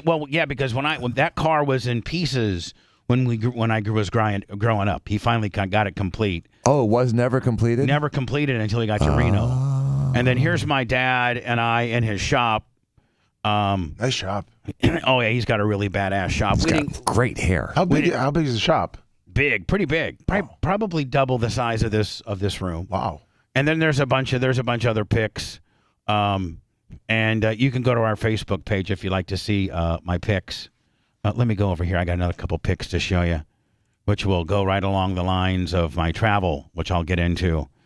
I'm going to spend the rest of my life making sure people know how bad Southwest is. I just want to let everybody know that. Here is the TSA in Denver. So I'm walking into Denver. Denver's my least favorite airport after Atlanta. And listen to this.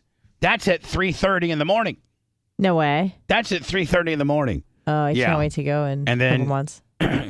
Oh, you were in Denver last May, but I'm going in September again. Yeah, well, good luck to you. For a wedding.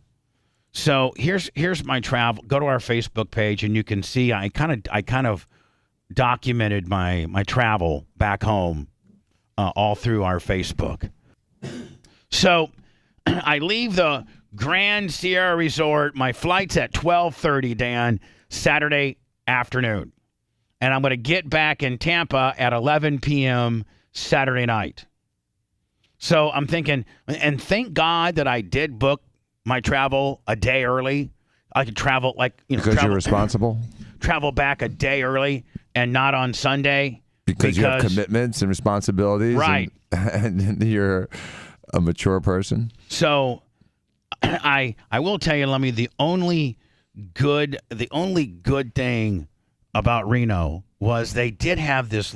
We did have a little extra time. We left. Our plane wasn't until 12:30, so I figured I didn't get there till about maybe 10:30, quarter to 11 to return the car. And TSA didn't seem to be a big deal. And by the way, the Reno airport looks like it's straight from 1986. Like it looks like straight from, Same shag? Yeah, just whatever. So I did stop at a little place called Jack's Cafe, some little mom and pop joint, like and somewhere in downtown. And it was like and God, I had the best breakfast ever. That's the only thing besides seeing my dad, that's the only thing I would go to Reno, Nevada for. This little hole in the wall called Jack's Cafe. So we get to the airport. Here, I wrote it all down so I didn't forget it. Anna, you're never going to believe.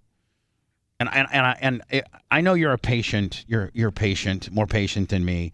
But I even think you being patient, and Dan, I know you would have absolutely blown your lid on this. So we are supposed to leave Reno at 12:35. So we get into the airport. PM, right. With a connection, here's the problem. Connection flights. That's the problem. If you don't fly direct, you're going to get screwed. Mm-hmm. But there is no other way to get to Reno. No way. So the first time I went through Phoenix, I did meet this really, really nice woman in the Reno Southwest ticket counter that did give me a few. She was a big listener listening to the show. She knew who I was. Oh, sweet. And she tried her best to hook me up. But she used to listen to us on 104.1 out there, nice. KRZQ. And she, when this was all going south, was trying to help me. But she said, never fly through Denver and never fly through Vegas when coming to Reno. Always go through Phoenix. They never have problems on those flights. Well, anyway, we return our car and we go into the airport about 11 o'clock. Now, our plane leaves at 12:30. And automatically, how you look on the boards, the arrivals and departures, you just kind of always look at, I know what your ticket says, but you always look at the board just to, see what gate it is and make sure you're on time. It says, I look up there, and it says, to Denver, Southwest flight number, whatever, to Denver, delayed an hour and 35. I'm like, okay. So I get to the gate, and the woman's like, listen, we're checking in, or we're at the gate, and she says, listen, it's looking like the plane that's leaving Vegas is supposed to be your plane that's taking you to Denver, but it's having mechanical issues. So they're having to switch planes, causing it to be super late here, and it's looking like you're going to miss your connection in Denver. And if you miss your connection in Denver, then we're going to have to give you a hotel voucher for you to stay at a hotel, near the airport, and then we'll give you another $200 voucher for your problems. And she said, then we can get you out at 5 a.m. Sunday morning to Dallas, and then Dallas to Tampa. Sounds like a lot of fun. Oh, yeah. So I'm like, oh, God. Well, it comes to find out that so I'm sitting down, and this girl's named Stacy. And again, I only got this VIP treatment because she knew who I was. So she walks up and she gives me all these vouchers and all these tickets and all these new tickets because my old tickets aren't good anymore because I'm going to be new tickets because I ain't flying today. I'm flying tomorrow. And she gives me these hotel vouchers and she gives me these other vouchers and everything. And she's being super cool. Well, then she comes back to me and she says, it looks like you might make it. So I'm going to give you 2 sets of tickets. I'm going to give you, in case you get in Denver in time, you only got we were 10 gates away. We're landing at C-37, and our gate to go from Denver to Dallas was C-27 or something. She's like, so if you get off the plane and you run, you might be able to make the flight. That right now, according to... Does it just look like I run? Yeah. Okay, right now, because the plane's landing, and if we can get everybody on and get everybody off, you still got 17 minutes. I'm like, okay. Yeah. And what kind of bag did you have? Any? Just my little roll-on, Willie. So then she comes up to me. She says, listen, let me go ahead and take those other tickets away from you that I just gave you because it's kind of looking like, go ahead and give me your tickets now because it's looking like your guys are not going to make it because the plane's here, but the pilot that flies your plane is delayed because the dispatcher had him he was supposed to fly in from another city into Reno, jump off that plane and get on my plane. And his plane's running late too. So we had the plane, right, but we didn't have the captain. Now why wouldn't you have a captain? I don't know, a backup captain? Yeah. Something. Right? Yeah, they used them all up like the microwaves. The problem is there's no captains anymore because they made them all get vaccines, and some of them quit, and some of them got sick, and now there's a pilot shortage because the airlines were trying to cut their costs when the flying was low. All right, so it gets better. So the captain finally comes, and it's like, okay, you might Is he like Captain Crunch, or is it a real captain? No, it's a real captain. Okay. I don't know if they took the baggage guy on and just put a shirt on him or what. You would never know. I don't know. God. I don't know. But they got the woman does the Stacy woman. I was scheduled for B sitting Lummy, and that would have put me in the middle of the plane. She got me A, nice, preferred, so I'd be right up front, so that in case we got to Denver in time, I could O.J. Simpson, down to my thing. Now the only bad thing about that was it was going to be guaranteed that I was going to be the last guy on the flight, and I was going to have a middle seat, and we weren't going to be able to sit together. So I was already had anxiety about that. So we're on the plane. Captain gets there. We're still if he really gasses it up, and then she's going to tell me they will. We're sitting there, and the plane. Everybody's ready to go. Doors shut. Yep. We're sitting there. All of a sudden, we hear. Hello, ladies and gentlemen. This is your captain speaking. The guy was late from the other flight, because we've got a captain shortage here, and I wouldn't get the vaccine. But anyway, we have to sit here for another 20 or 30 minutes because there's some shifting winds. Getting out of Reno is a little tricky because of the basins and the mountains and stuff. And so air traffic controllers has us sitting here until the winds shift. I'm like, how long did the wind shift? What? So we sit there now for about 20 or 25 minutes. And so now I'm guaranteed to have, I'm done. So we land into Denver. My plane from Tampa has already left. Of course. It's left hours ago. No, left about 40 minutes. So Don't you hate when you're on a plane and you realize that the back half of your trip is just getting destroyed and there's nothing you can do? Yeah. You just sit there and you fester and you stress. And I'd already festered over the Grand Sierra Resort experience. Jesus. Thank God I had such an unbelievable time with my dad, and I'm going to make it a yearly trip. I just am going to be Will you? Yeah, I am. But I'm just going to make it. I'm going to fly through Phoenix. Yeah, or fly the helicopter. Or drive. Or would you tell him to come visit you? I might do that. I might say, hey, Dad, I'll pay for it. You just come to here. Please. Yeah, please. So anyway, I have the distinct honor. Now, if you know Denver, which, Anna, you've flown, it's a pretty big airport. Yeah. You got to take this bus. You got to go down the escalator. Then you got to take this tram to go from C to B to A to the terminal. And then once you get to the terminal, man, you got to figure out where you got to. Now, we don't know where we're going. We just know that we need to go and find the airport shuttle for the Marriott Courtyard, because on our travel vouchers, on our hotel voucher that Southwest gave us, it said Airport Courtyard Marriott, free room voucher. They printed it all up for us. So we go out to ground transportation. There's 5 rows, islands. And we don't know where to go. It says hotel taxi shuttle service, but there's every other hotel except the Courtyard Marriott. So I go to this one dude and I go, hey, do you know where the Courtyard Marriott hotel? He goes, oh, that's on Island 5. I'm on Island 2, where it's advertised where the hotel shuttles are. I'm like, well, why would he? So I go out there and he loads me up. Then you got to take that cattle call ride from the airport on a big van to the hotel. Now, and so I get to the hotel. Now at this point I'm just beside myself because now I got. What time of day is it? This is like 6 o'clock p.m. Yes. So you've had enough already. Oh yeah, I've been traveling since 9. I thought I was going to be into Tampa by 11, and now I'm not getting into Tampa until 4 p.m. on Sunday. Yeah. So I'm just beside myself. I'm tired. I got diarrhea. Full blown. Like I'm talking about full blown. As soon as you sit your ass on the toilet, you got like blowed out salad shooter chili. Did you bring wipes? No. Oh no. So you're dealing with like jobber commercial Single toilet ply. paper? Yeah. Single ply? Have you ever been to the airport and try to get a real good wipe?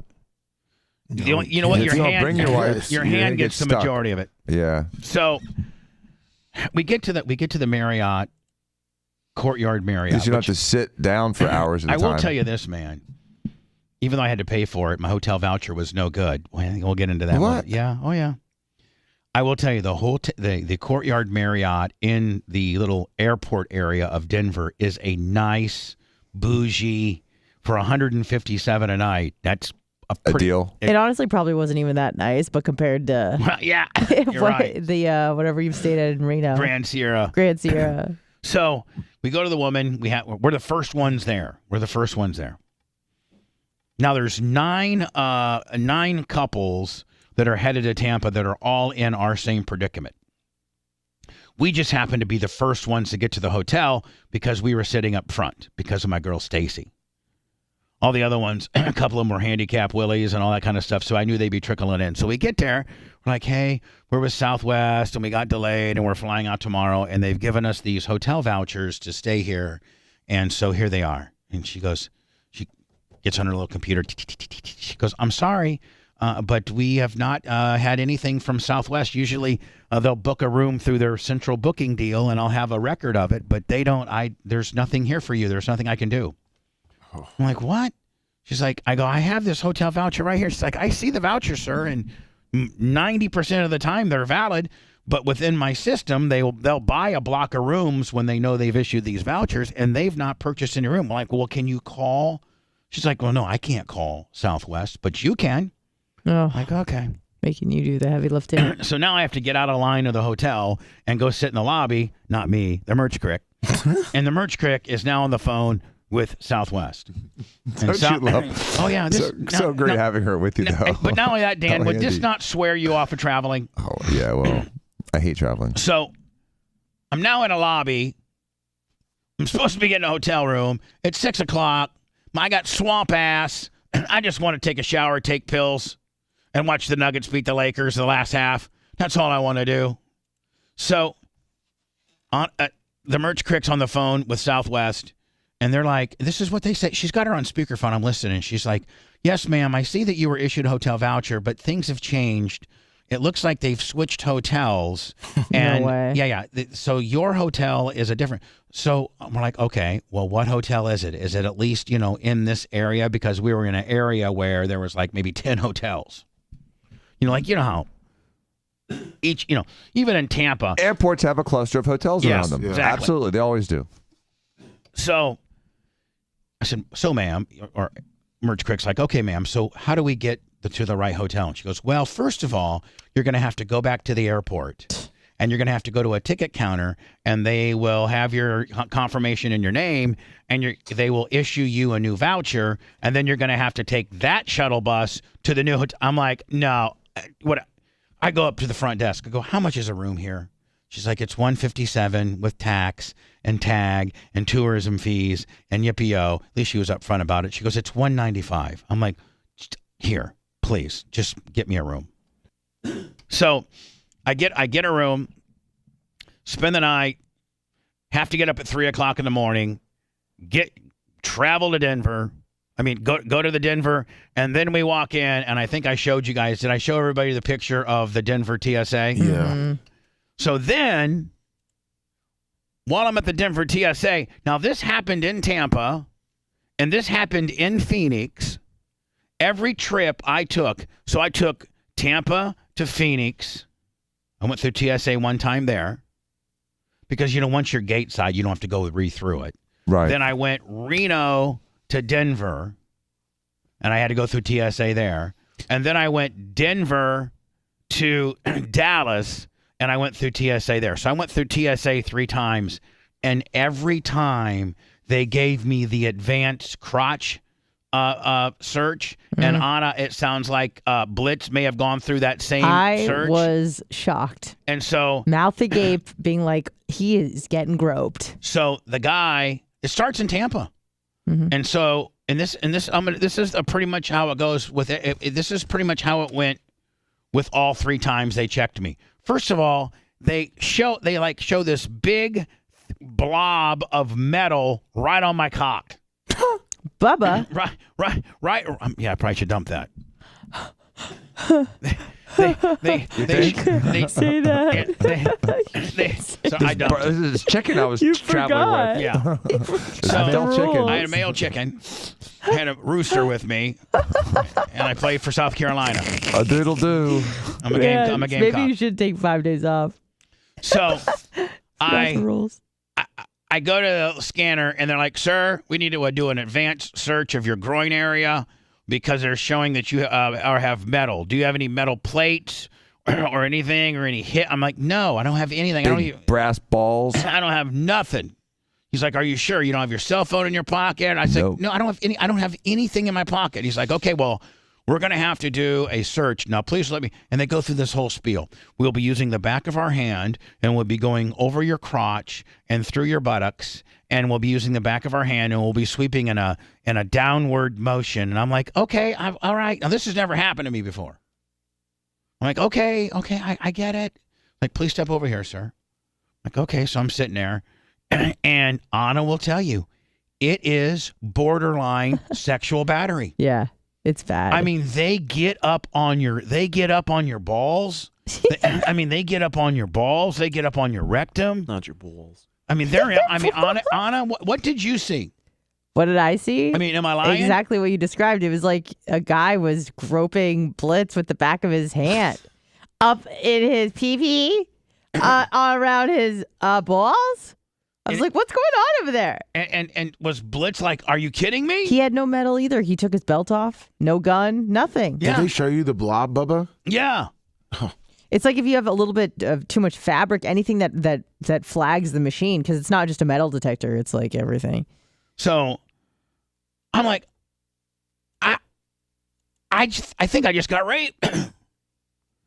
So anyway, we get to Did you Dallas. party at the end? We get to Dallas, and we have 2-hour layover, and we decide to go down to the food court. Which, by the way, Dallas has a beautiful airport. Oh my God! Yeah, I've been to Dallas a couple times. It is a nice airport, and they do have good food there.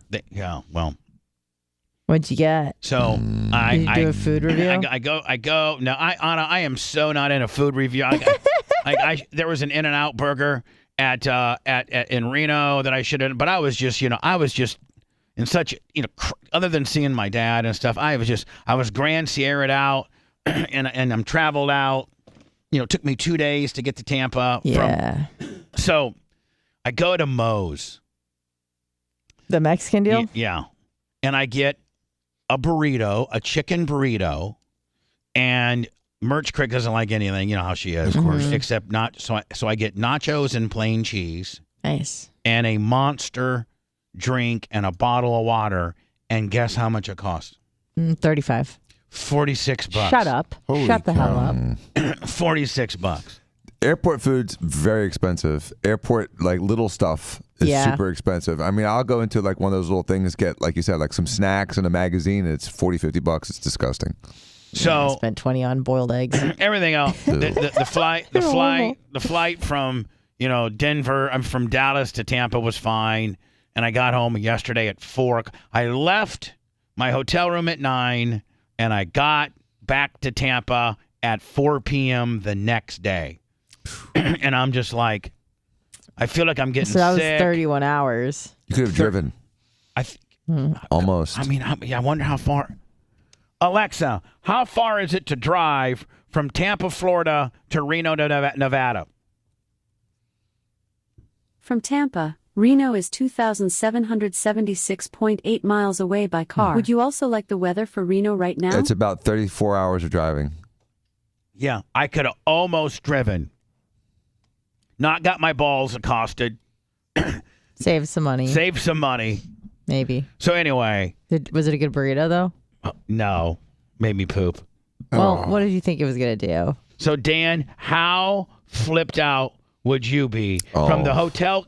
Your hotel's not good. I'm going. I want you to get this air check for me. Yep. And put the whole Southwest experience, because I'm going to tell you, I'm going to send this to the CEO of Southwest. You should. And I'm going to say, hi, I'm Bubba the Love Sponge. I have a nationally syndicated radio show. Here are my distribution number. Here are my platforms. I got nearly 85,000 subscribers on YouTube, 138,000 followers on Facebook.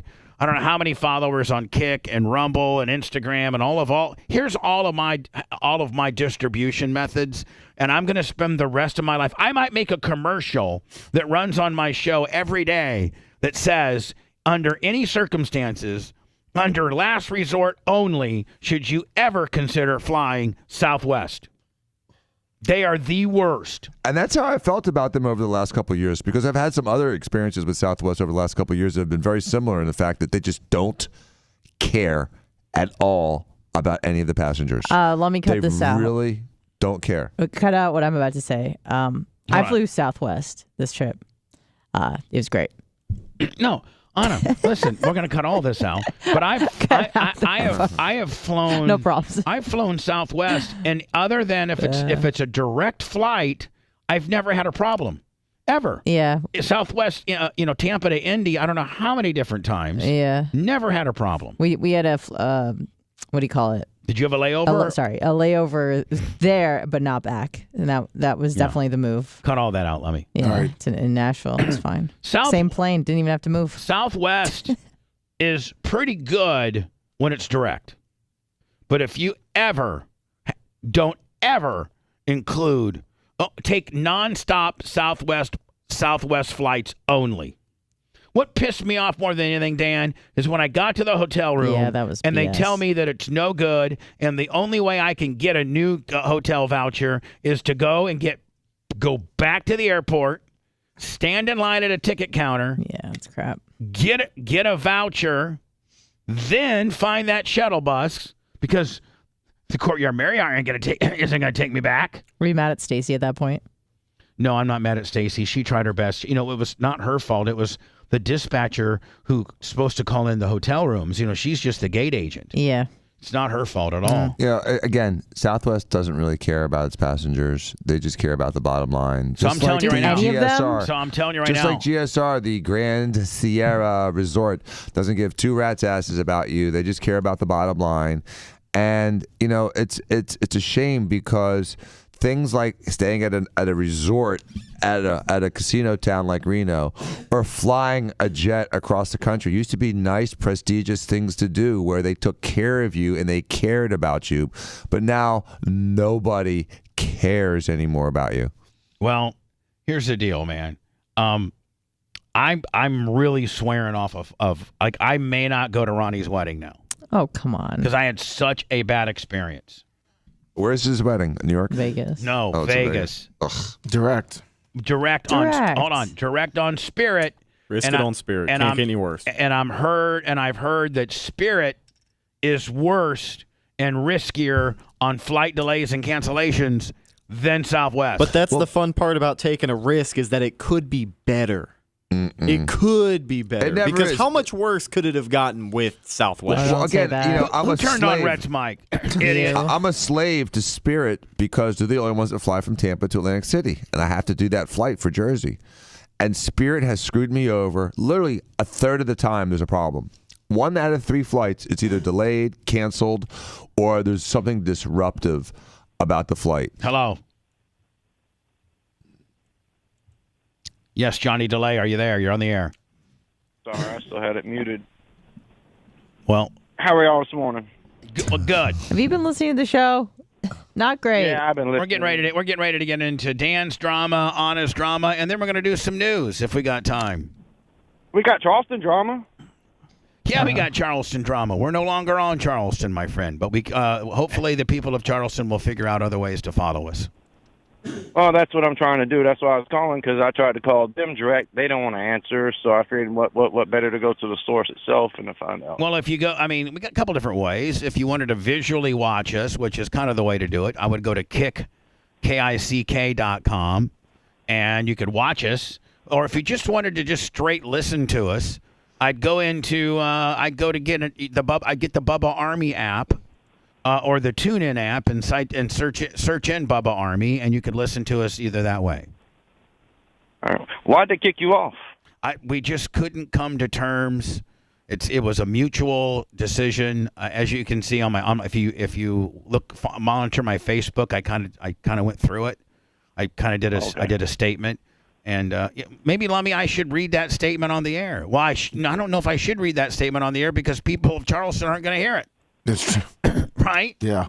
But it was an amicable departure, and I wouldn't be surprised that we don't return to Charleston one of these days. But right now, we've parted ways. Hopefully sooner than later. Amicably. Is that how you say it? Yes. Yeah, amicably. I guess I have to find new ways to listen now, because I turned the radio on the other morning and they were playing music, and I was like, no. They got great music over there, so continue to listen to them or find us by some other means, okay, bud? Definitely will. Appreciate it. Thank you. Charleston Bubba Army. Hey, Bubba. Yeah. Hey, instead of writing a letter to the CEO, why don't you send a letter to Pete Buttigieg? Yeah, that's true. Wasn't he supposed to fix all this garbage? Yeah. The the head of what? Department of Transportation? Yes. Yeah, I got to go, Bubba. From South Bend, Indiana?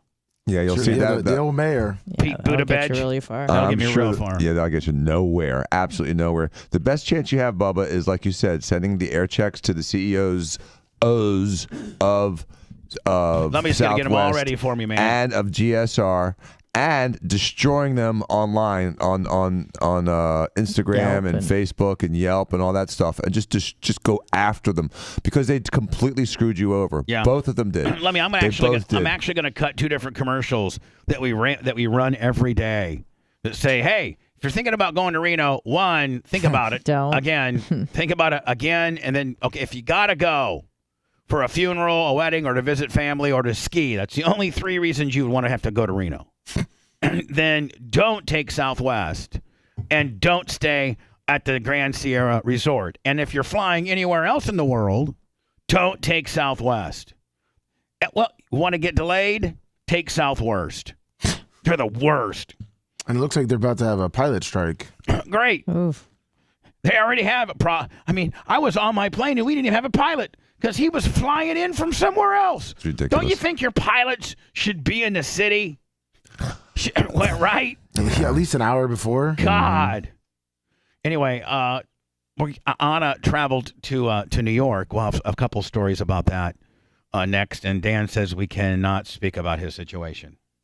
For probably another 20 minutes? Yeah. Probably. He's not part of the solution. He's part of the problem. It's Bubba the Love Sponge.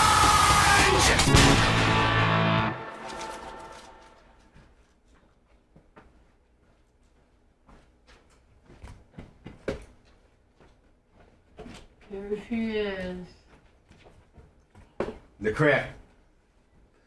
That's meal.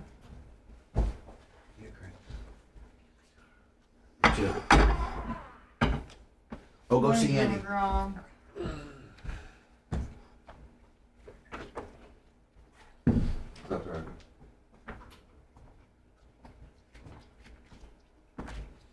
Permanent wrong.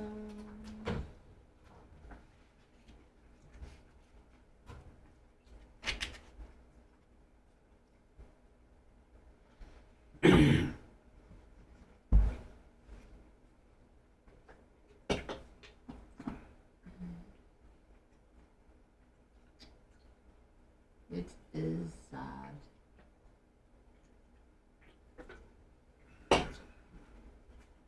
I had the best bagel sandwich of my fucking life. This item should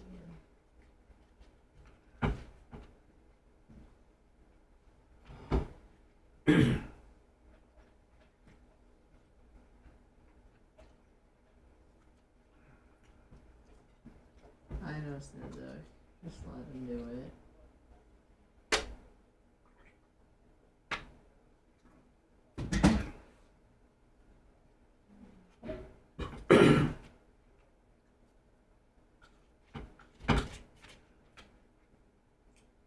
Times Square, I was just there, and fuck that place.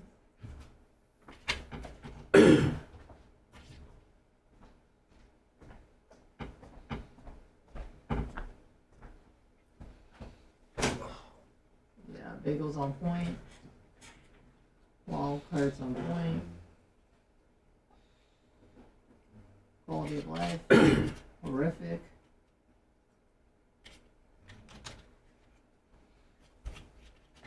What's up, Little Wilbur's Afterbirth? Little Wilbur's.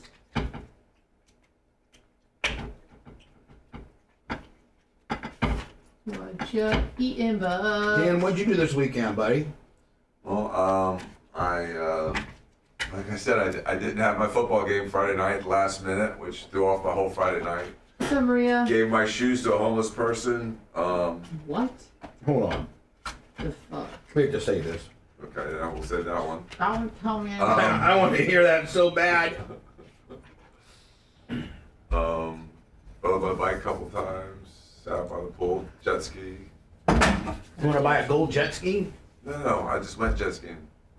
Well, how was it? It was not. My back hurts still. I can't. It hurts to do it.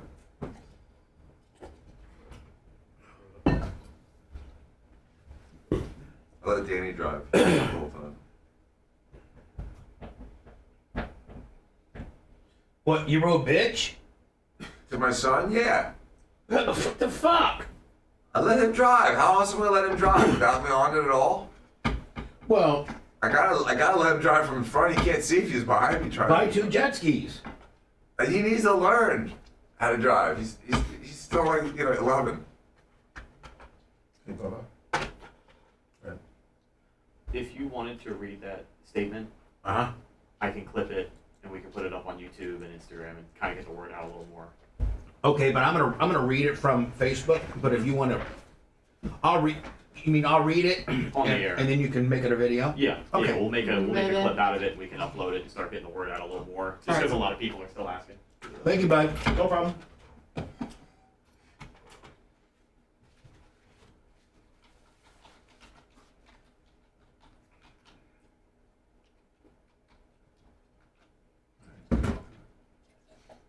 When did you do a jet skiing? Just last night, like 7 o'clock. Went to the range. Now, does Jay got a jet ski? Yep. Same as yours? Identical. We bought them the same day. So, if I ever want to go jet skiing with you, would he let me use his? Yes, or I can use his, you can use mine, whatever. Yeah. We can use them. I want to do that. And I have a double lift, so we can, we can stick them at my house. We can do that. I'm really good on jet ski. Yeah, we can absolutely do that. I had jet skis for 15 years. They do 70 out of the box now, dude. They're so stupid fast. My fastest one I ever was 68. And that's so fucking, you better be on fucking paper thin water. Yeah, it's stressful that fast. Anything over 55 is stressful. Unless now if it's glass, you're fine. Yeah, but still, even at 70 on glass, it's still sketchy.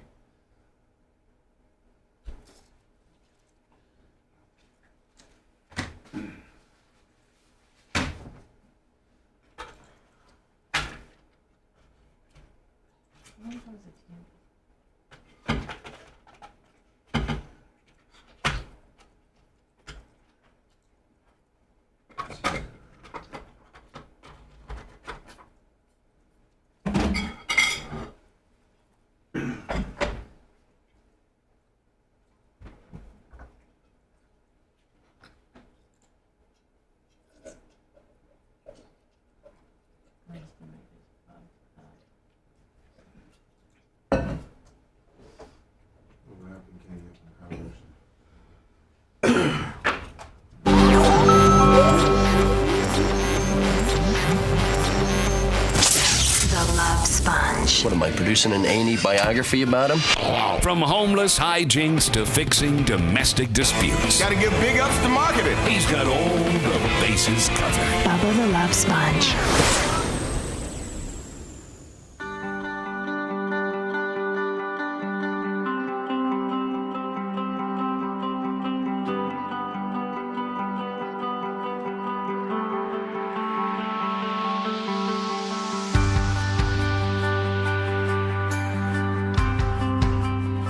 I feel like I'm getting a little bronchial. Oh, no, you're not sick now, are you? No, well, I think I'm on the verge of being sick, but Just from all the stress? That bitch on the plane got you? That's what it was. no, I'm super bronchial, but I got some amoxicillin, Okay. and I'm just gonna Yeah, go for it. that'll help on it. Mm-hmm. Absolutely. Just blast my body with. Why not? Yeah, I mean, my body's pretty much industrial strength. I'm just gonna blast my Is it, body. though? Needs that antibiotic hose down. Yes, it is, Anna. Thanks for asking. Sorry. So, we and I addressed this. I forget what day. Maybe it was Saturday that I put the one day. Yeah, I think I did this Saturday. So, for the past little bit, me and 98 Rock, LM Communications, and by the way, we've been there for 13 years. But I think the new program director kind of wants to do kind of more of a music intensive mornings, and this happens in radio. Like this happens in radio. These shifts. Yeah, when you have a new guy comes in and he doesn't necessarily want an all talk show for his rock radio station. So I get it. It's happened to me numerous times in my career. So this is a very much an amicable. I don't know if I'm saying that correctly or not. Sounds right. Breakup.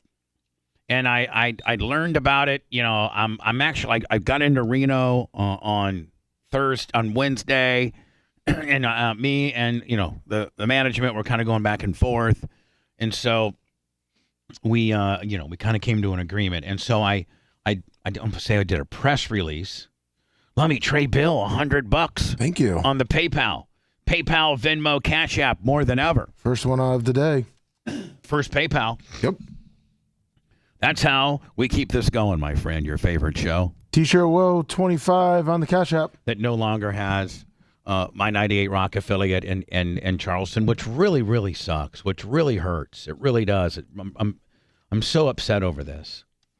But I'm so thankful, and I wanted to take the high road here because it's not anybody's fault. It's not, it's just we just couldn't work it out. So I came up with this. I wrote this. The Bubba Radio Network and 98 Rock Charleston, South Carolina have agreed to mutually part ways. I am so thankful for Lynn Martin's unwavering support of our terrestrially syndicated morning show for nearly 13 years. We've been waking up the Low Country since October of 2010, and it's been one hell of a ride, said Bubba the Love Sponge. Again, thank you, Brian and Lynn and the other employees of LM Communications for allowing us the privilege to call you our South Carolina home. Starting Monday, May 22nd, the Bubba Army of Charleston can continue to hear the best rock in the morning at 98.1 or find our 6 to 10 a.m. Eastern live morning show on the following platforms. Kick.com/The Bubba Army, BubbaArmyRadio.com, Rumble.com/The Bubba Army, TuneIn search Bubba One, go get the Bubba Army app on both Apple and Android. And we also do an uncensored 1-hour show starting at about 10:20 that can be found on YouTube at the Bubba Army and the Bubba the Love Sponge show on Facebook. Thank you in advance for finding us by one of our digital platforms, Bubba the Love Sponge, President, CEO, Bubba Radio Network. So that's kind of our official statement. There's nobody to be mad at. There's no reason to boycott 98 Rock. And if you're another 100, who's this one from? Hold on here. New Money? I think it might be New Money. Here on. David Buchanan. Nice. I don't know who that is. And he specifically said, good morning to Bubba, Lummy, Dr. Dan, and even Anna. And even Anna. Thank you. Thank you, David. God bless. Even Anna. So that is that, and hopefully the fine people of Charleston will be able to find us by other means, and hopefully 98 Rock continues to have a successful morning show without us, and maybe whatever they try doesn't work out, and they'll come back to us. I don't know. So Anna, how did your New York trip go? Oh, it was spectacular. It was amazing. Manhattan? Oh, we saw it all. We saw it all. It wasn't my first time in the city, but the last time I was there was in '99, so it looks a little different, if you know what I mean. So we saw a lot of stuff. We walked the Brooklyn Bridge. We saw the WTC Memorial.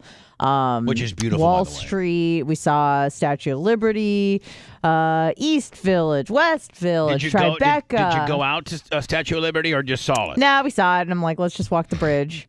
We hung out in Brooklyn. We hung out in Williamsburg, which is in Brooklyn. We went over the Williamsburg Bridge. We did so much stuff. It was awesome. And we did just like a full food tour. I'm laying a little heavy right now, which is okay. Bagel game strong, pizza game stronger. It was great. It was fantastic. New York has great pizza. Yeah, it sure does. But Now- also would never want to live there. It's a hellhole. Hellscape. Yeah, that's what I was gonna say. Absolute hellscape. As much as it was cool to It's cool for a be few days. in and out, but man, and I know you guys stayed with a friend. I stayed with a friend, and she is miserable. I had some time alone with her. Blitz kind of did his own thing. We dropped him off in Chinatown so he could go on a little dumpling crawl. And her and I had some time to chat and kind of get to the bottom of some things. And she's miserable, and she doesn't quite know why. And I tried to explain to her that is she there job wise? She's been there for almost 12 years. Yeah. And she's lived in studio apartments and in Manhattan and the Upper East Side. And now she lives in Brooklyn. And she's like, yeah, it's just like a really nice, quiet neighborhood. And I'm like, maybe compared to Manhattan, but it's a nightmare. Like, there's people everywhere living on top of each other like rats. And things are so expensive. Things are so expensive. She's kind of getting a pretty good deal, but we met some of her friends on Saturday night, and they're like, oh yeah, we got this great bargain. We have this 1-bedroom apartment for $4,500. Right. And they're like, yeah, but our friends are paying $11,000 in Manhattan. That's crazy. We're like, we think you're crazy for paying $4,400 for a 1-bedroom in Brooklyn. Like, that's crazy to us. Now, can your friend that you visited, is she can she have in a profession where that she could move to a different place? Yeah. Or is she just loves New York? I think kind of like how certain women are drawn to toxic men because they like the badassery of them, and then they wonder why the relationship doesn't work out. You mean like all my exes? Right. Right. Precisely. I was trying to diagnose her without being rude because you know me, I'm always trying to analyze people. And I go, I think the thing that drives you to live in a city, because she's like, well, maybe I should move to Chicago or LA. And I'm like, I think you're missing the point. I think the point is people are not supposed to be living in concrete jungles where they're living on top of each other like rats. That's not healthy. So I was trying to explain to her that I think the thing that is drawing you to these cities is the same thing that's driving you crazy, because you're not supposed to be living this way. This is insane. And then she would drive everywhere. She just got a car recently. So imagine parking. We almost got hit by a bus 3 times yesterday. Oncoming traffic. Oh yeah, parking is just. So I'm like, why don't we just walk? atrocious. She's like, no, she doesn't want to walk. We'll drive. So we drove everywhere, and then we're just getting, trying to find parking. She's stressing the F out. I'm freaking out. We're almost getting hit. We're almost hitting the bikes and getting hit by guys on mopeds. And I'm like, this is a cool place to visit, but this is not a healthy place to live. And when you live up there, by the way, David Buchanan let me is Buck. Oh, nice. So Good thank Buck. you, Buck. It's the first Thank time you, we've Buck. seen you over on PayPal. Yeah. Thank you so very God much. bless. PayPal, Venmo, Cash App at the Bub Army. Thank you. But you're stacked on top of each other, no matter pretty much by whatever means, whether it's a little condo, a brownstone, or an apartment, or a flat, or whatever. Like, it's just so many people in such a condensed area that it's just everybody's breathing and the human brain, it cannot thrive in a place like that for long term. Maybe if you're young for a few years, fine, but you can't be living there for 12 years in the city. It's too much. So what does she do for a living? I don't want to give too much away, but she does very well for herself. She works for like a big corporation where she's constantly traveling, which again is nightmarish because much like you had situations, she has situations like that, but she travels all the time. But she's also got to deal with Like JFK, three or four times a month. LaGuardia, and yep, JFK. So times 3x what you went through. Yeah. So I'm like, dude, this is not good for your brain. No wonder why you're depressed, because she thinks it's her. And I'm like, no. This is a completely normal response to your environment. You need to get out of here. But, how much can you tell someone, hey, you need to uproot your life and leave all your friends and everything you know to be healthy? She didn't, really want to hear that either. So I was like, well, I don't know what to tell you. Again, nice place to visit, get it in, but probably not near, like you're probably not as eager to go back to New York as you are to Denver. Oh, yeah, no way. Right? I'm good with New York. Denver, for a man, while. you can spread out. It's you got nature. The human mind and brain needs nature, needs space.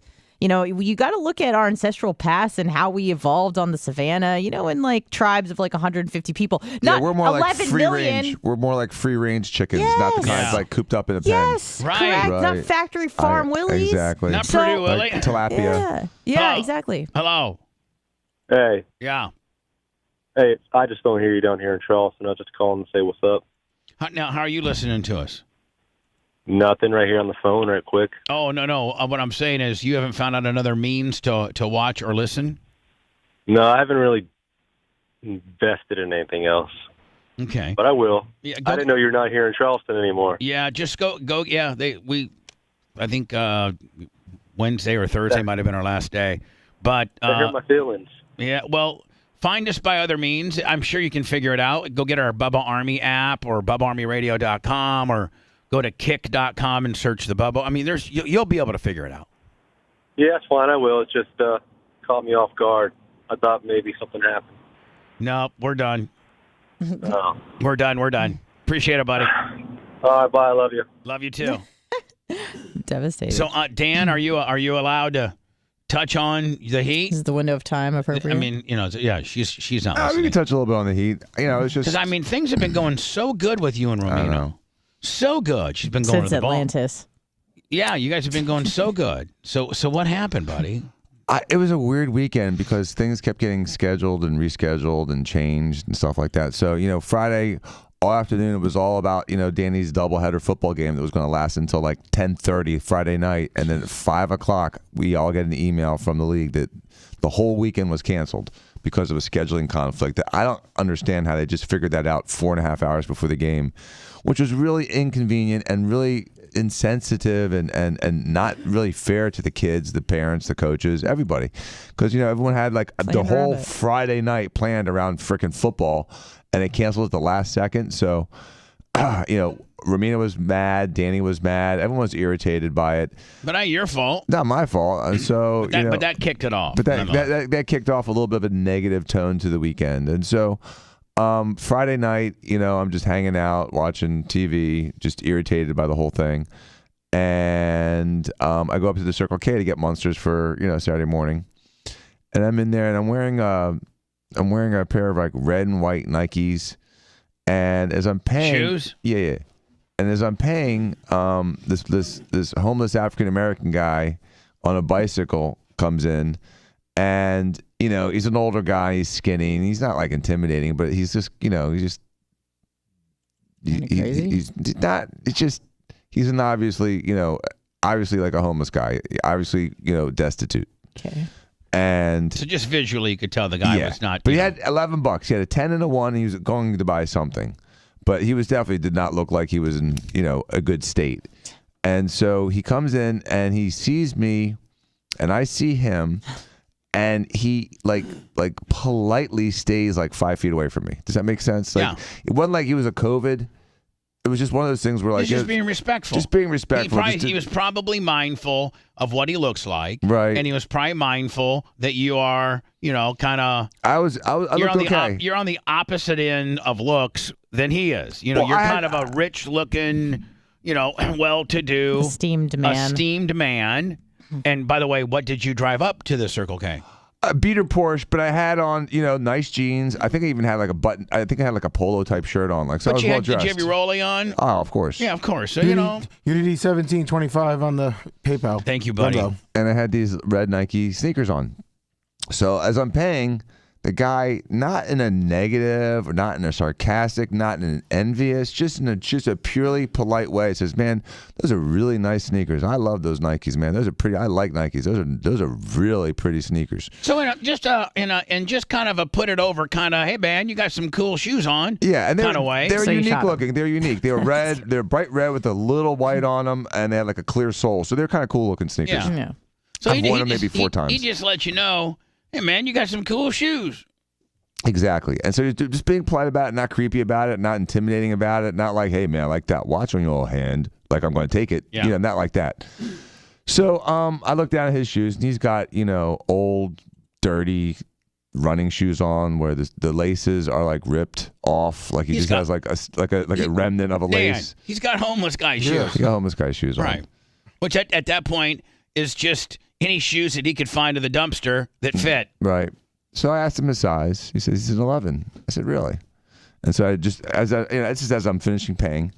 And so I literally kicked off my shoes and gave them to him and said, they're yours. And I walked out with my socks on. Oh, my God. All right. Well, you're in big trouble now. Why? Because you should have whipped out your phone. No, because then I was No, he's right. I Dan's didn't right. want to make it do it content. for the. I wasn't even going to talk about it, and it just kind of came up because we were talking about so many negative things. I needed something positive to talk about. That is so cool. That's awesome. What was his reaction? He couldn't believe it.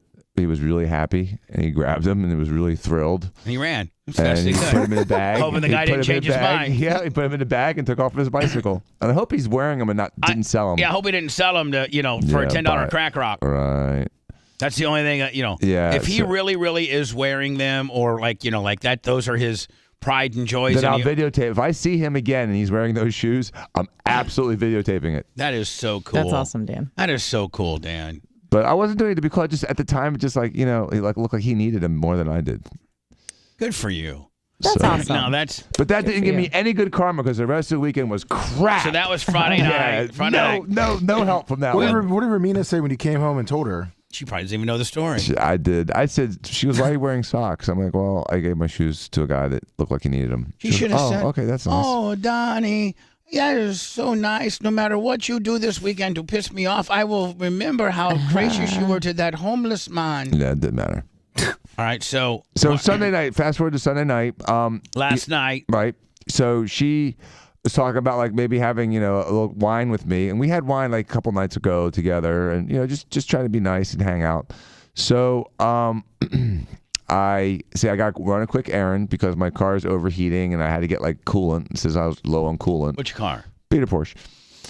And I get back and it's like as soon as I get back, Conrad and his dad have just showed up because Sophia was over there. They had dinner and watched a movie. Man, that's getting and serious. So then he wants to talk for a little bit. Then I start getting eaten by bugs. And then I go back up to the carriage house because I had enough. And then she's like, well, I thought we were going to get together and have some wine. I'm like, let's do it now. So I go over there, open up a bottle of white wine. And this time, this is like a 9:30. Conrad is left with his father. No, they're gone. They're gone. They dropped off Sophia. They're gone. So the kids are probably getting ready for bed. Yeah, the kids are in bed. So I ended up and your wife wanted to have a little wine with her husband. Right, so wine time. Maybe that was good. Maybe she was horny too. Yeah. Throw it out there. So we spent about 45 minutes, and I cut up a little cheese and eat the wine, and so it was nice. Go to bed, and then she plays goalie last night, and then this morning wakes up because I'm just in the mood. I'm like, what? I'm just so disappointed. I'm like, what? She played goalie last night? Yeah. Oh, you're okay. So you were trying to, wine time, cut charcuterie, and some ass. So it was just 2 to 3. All right. And so then she this played. morning she was hold on. upset. So she played. Now, did you let your displeasure of her being Hobby Boolin, being Patrick Roy? Did you let it your I fell right displeasure? asleep, man. No, I didn't care. I was tired. All right, so you fell right to sleep. Yeah. And then So this morning she's like, I'm just so disappointed. I'm like, about what? She goes, you'd want to spend time with me. I'm like, whoa. You're mad at me for having wine with you, but not enough wine, not long enough. Are you kidding me? And that's what you want to fight about at 5 a.m? So it's. Was she blaming you having to come on radio? No. Waking up early and you fell asleep? No, not at all. Because she was ready to go to bed too. So there was no reason for her to be upset. So. Well, it sounds like a pretty much non-issue that's been turned into an issue. I know. Way to make a storm out of nothing. Now, are you mad about that? Or can you let that go? Oh, I don't care. I just don't want to hear about it. I mean, seriously. I mean, I'm having my own stressful week. You know that, and so the last thing I need is more BS. When there should be thank yous and praises and throwing rose petals at my feet. Well, and instead I get grief. Wow, you run a tight ship. Kind of like yours. From not enough wine time to not get any ass to you better be throwing rose petals at me. Yeah, that's what I expect. You can pull that off, my friend. Yeah, that's rose petals and music. By the way, Macho Man. Oh yeah. Wouldn't that be nice? Yeah. He found us a couple. Lummy, you know how we had that disclaimer for 25 that cut off? Yeah, we broke into the AM system and found one. We found another one. We found a potential different one that we can use, or we found the one that's not cut off. Broadcast rights for the Bubba the Love Sponge show have been granted to this station by the Bubba Radio Network and is intended solely for the enjoyment of our listening audience. Any rebroadcast, retransmission, or other use of this production without the express written consent of the Bubba Radio Network is prohibited. Oh, I don't even think I need the old one. No, that one's perfect.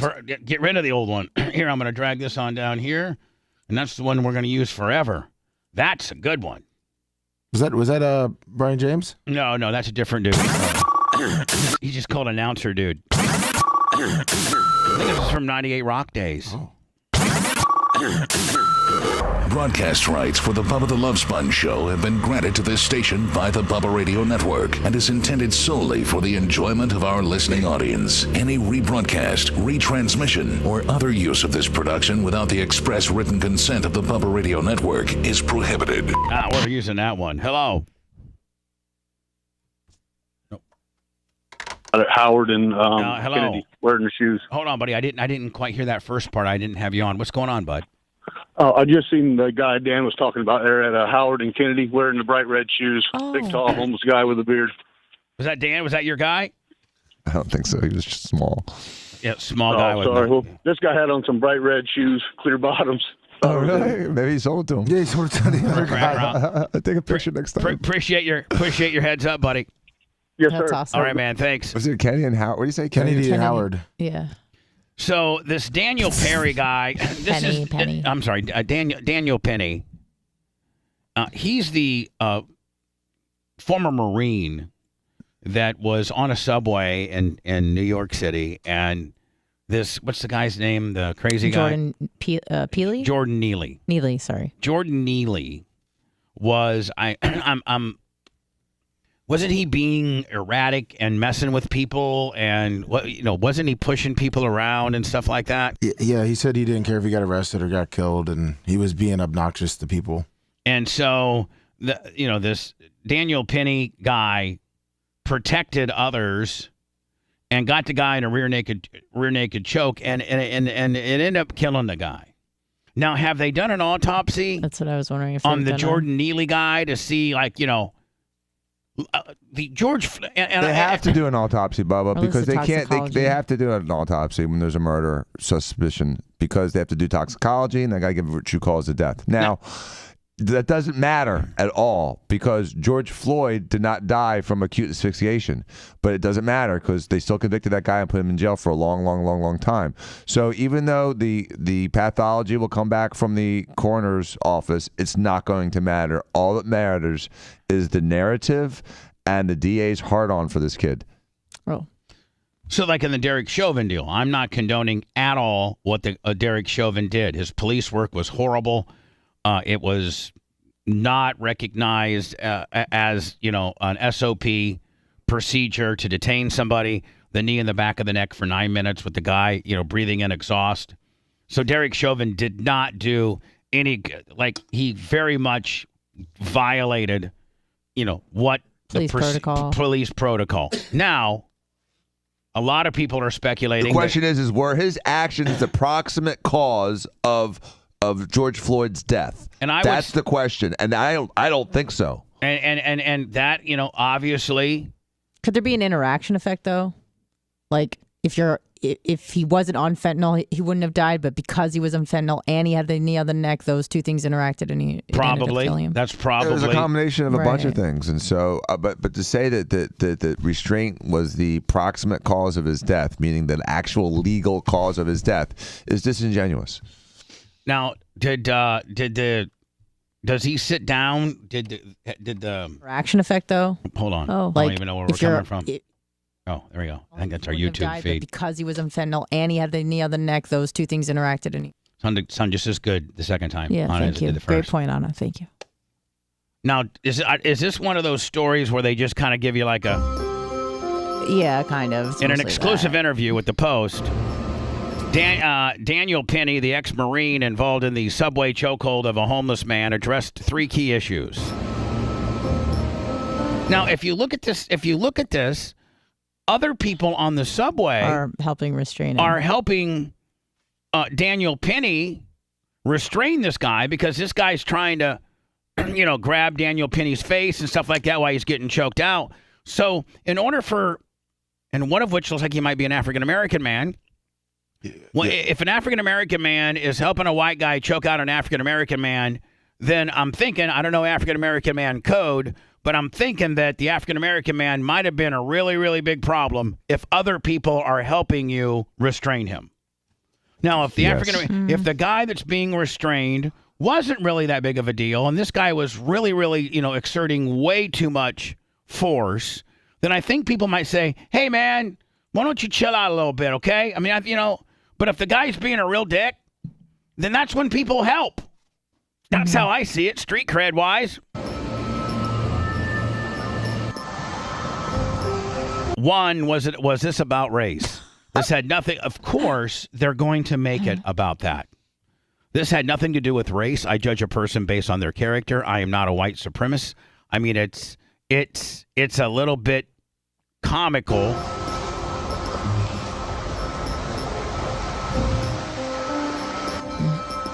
Everybody who's ever met me can tell you I love all people. I love all cultures. You can tell by my past and all my travels and adventures around the world. I was actually planning a trip through Africa before all this happened. Sir, go, but don't fly Southwest. I feel like when you have to say I'm not a white supremacist or I'm not a racist, you're losing the argument. Because they're trying to get you to talk about it. Yeah, but here's the deal. Like, if you don't say that, they're going to label you that to begin with. Like, he has no ties to any white supremacist Yeah, but what groups. you have to do is you have to immediately just dismiss it as ridiculous. Like, that's an absolutely ridiculous question, and I'm not going to answer it. This was different this time. This was different. This time was much different. I ride the subway multiple times a day. This time was very different. All right, so this guy rides the subway many a times, is a daily, frequent, multiple-time rider, and has never had an issue. I'm deeply saddened by the loss of life. It's tragic what happened. And now they got him hemmed up on murder charges, do they not? Second-degree manslaughter. Is it gonna? And people are full hot. I watched Fox on the plane. At least in Southwest, they give you free Wi-Fi and you can watch TV. And I was watching a Fox thing. Now, granted, it's completely opposite of the 5 people that they gathered around on CNN. But on Fox, they had 7 New Yorkers, 7 people that live in New York, 5 of which were black. And I think 4 of which I think were female. Mm-hmm. And out of the 7, 6 said they thought that what Daniel Perry did was correct in protecting women and protecting the riders of the subway. And only 1 woman said that, and it was a woman, and she was African-American. But there was this other African-American woman that was adamant saying, listen, if the police force and the people that, the system and the county government and the local government can't protect us on a subway, and this guy wants to protect us, then, man, the guy did nothing wrong. 6 out of 7 said he didn't do anything wrong. Only one woman said that he used too much force and that she wished he just would have restrained him without killing. Well, maybe the reason That why was the plan. I don't think the plan was to kill him. Right, maybe the reason why he died is because he was so hopped up on some stuff. You know what I first thought when I saw this? I'm like, why didn't he tap? I get put in that joke all the time. Just gotta tap. It's quite painful to listen. Children love Bubba the Love Sponge. the perfect combination of entertainment and education. Yes, it's quite painful to listen until the medication kicks in. The Bubba the Love Sponge Show. Action! Look at how Sharpton did his eulogy. Lummy, I think you got some Venmos. Yes, I do. How much one? Club show.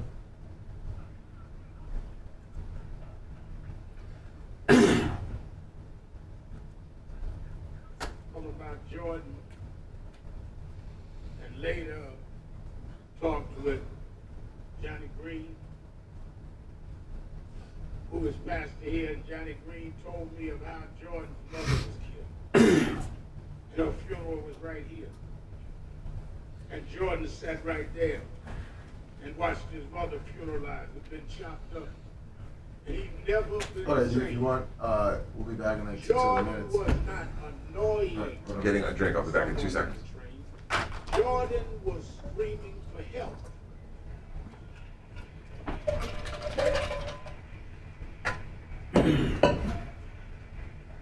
We keep criminalizing people with mental illness.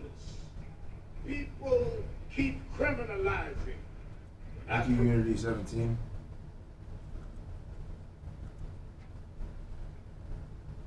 Cannabis for adults 21 and older is now just.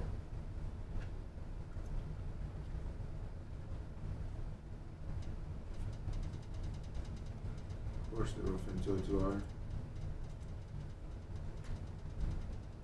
Chris, do that.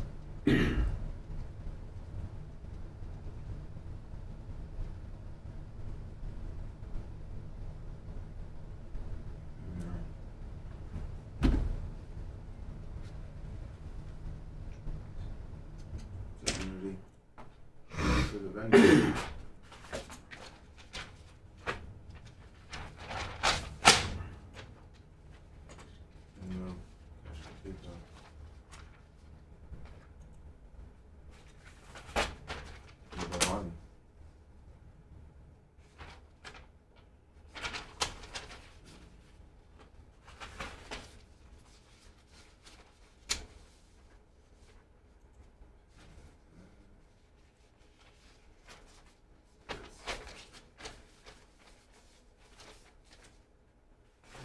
Tim.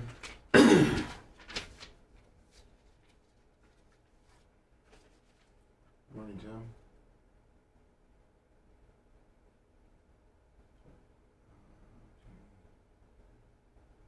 Two.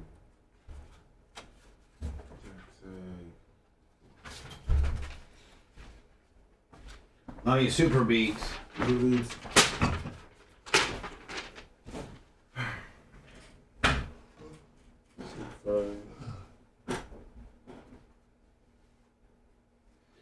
Should we ever talk about the Durham report? The what? The Durham report. What was that? About Trump? About Trump and how Bill Clinton, and I'm not sorry, Hillary Clinton and Barack Obama and Joe Biden started that whole false narrative and really subverted the entire election and presidency. No, I'm going to throw it over to you for that one, okay? Okay. You and Anna. Uh-oh. Oh, look who's back. Durham report. Back again. Fucking Al Sharpton. Piece of shit. Durham report. No one really made a big deal about it. I know. It's the most disgusting. It's the most disgusting time of our political history. What? The Durham report outlined what happened to Trump. How the FBI and the DOJ are just corrupt as shit. You know, they didn't say anything, but was a big person talking during Pelosi. Yeah. Her mouth shut now, didn't she? She didn't say anything. Did this unfold over the last few days? I mean, that's probably Middle last week, or was I telling? Yeah, that's probably why.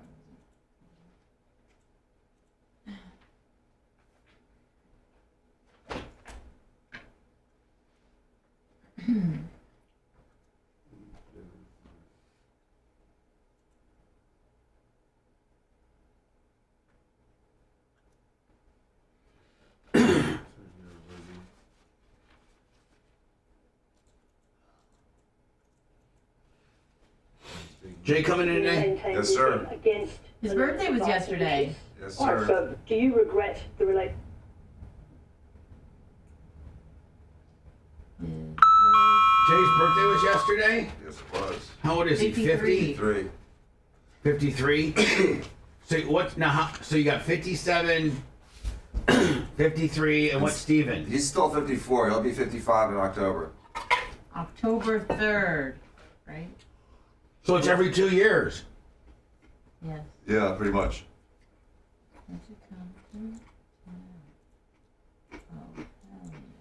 Let me get the Venmos. I got Unity.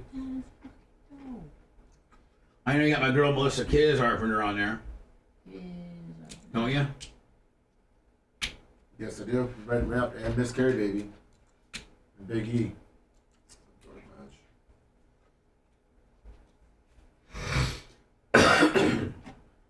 Big E in the 50. Mr. Carpenter in the 100. Carrie Baby with 20.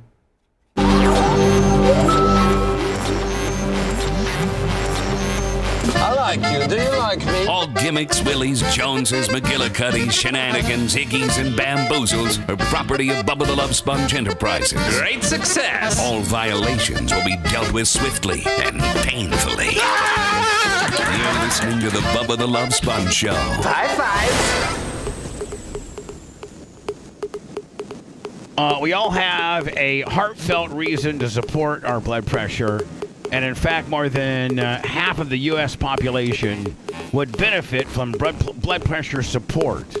Super Beat Heart Chews are easy and a convenient way to support healthy blood pressure, and they promote heart-healthy energy as well. With over 30,000 five-star reviews and counting, Super Beats Heart Chews are having their moment in the light, so to speak. They sell more Super Beat Heart Chews than they do brownie paper towels on Amazon.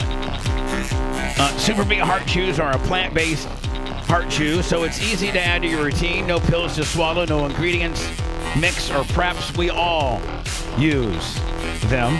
And Dan, I think, Lummy, we're going to start doing the Neuro 40 chews as well, which helps with blood pressure and also, nitric oxide formula, your daily heart and circulation support. The Neuro 40 with a little Neuro kicker, if you will. Double your potential with Super Beat Heart Chews.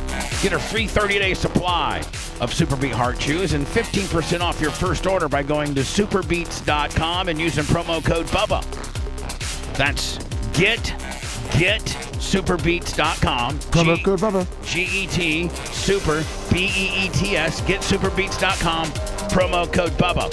We'll be also talking about other products that the Human, Humann brand promotes and sells.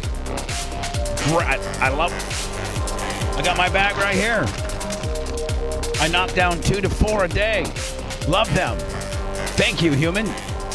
GetSuperBeats.com. Lummy? Promo code Bubba. Hello. Hey, Bubba. Yeah? I just wanted to say I'm a white male, and I live here in Florida. But I think what this guy did, and I didn't see the whole video, but I'm not a doctor, but it cuts the air off to your brain.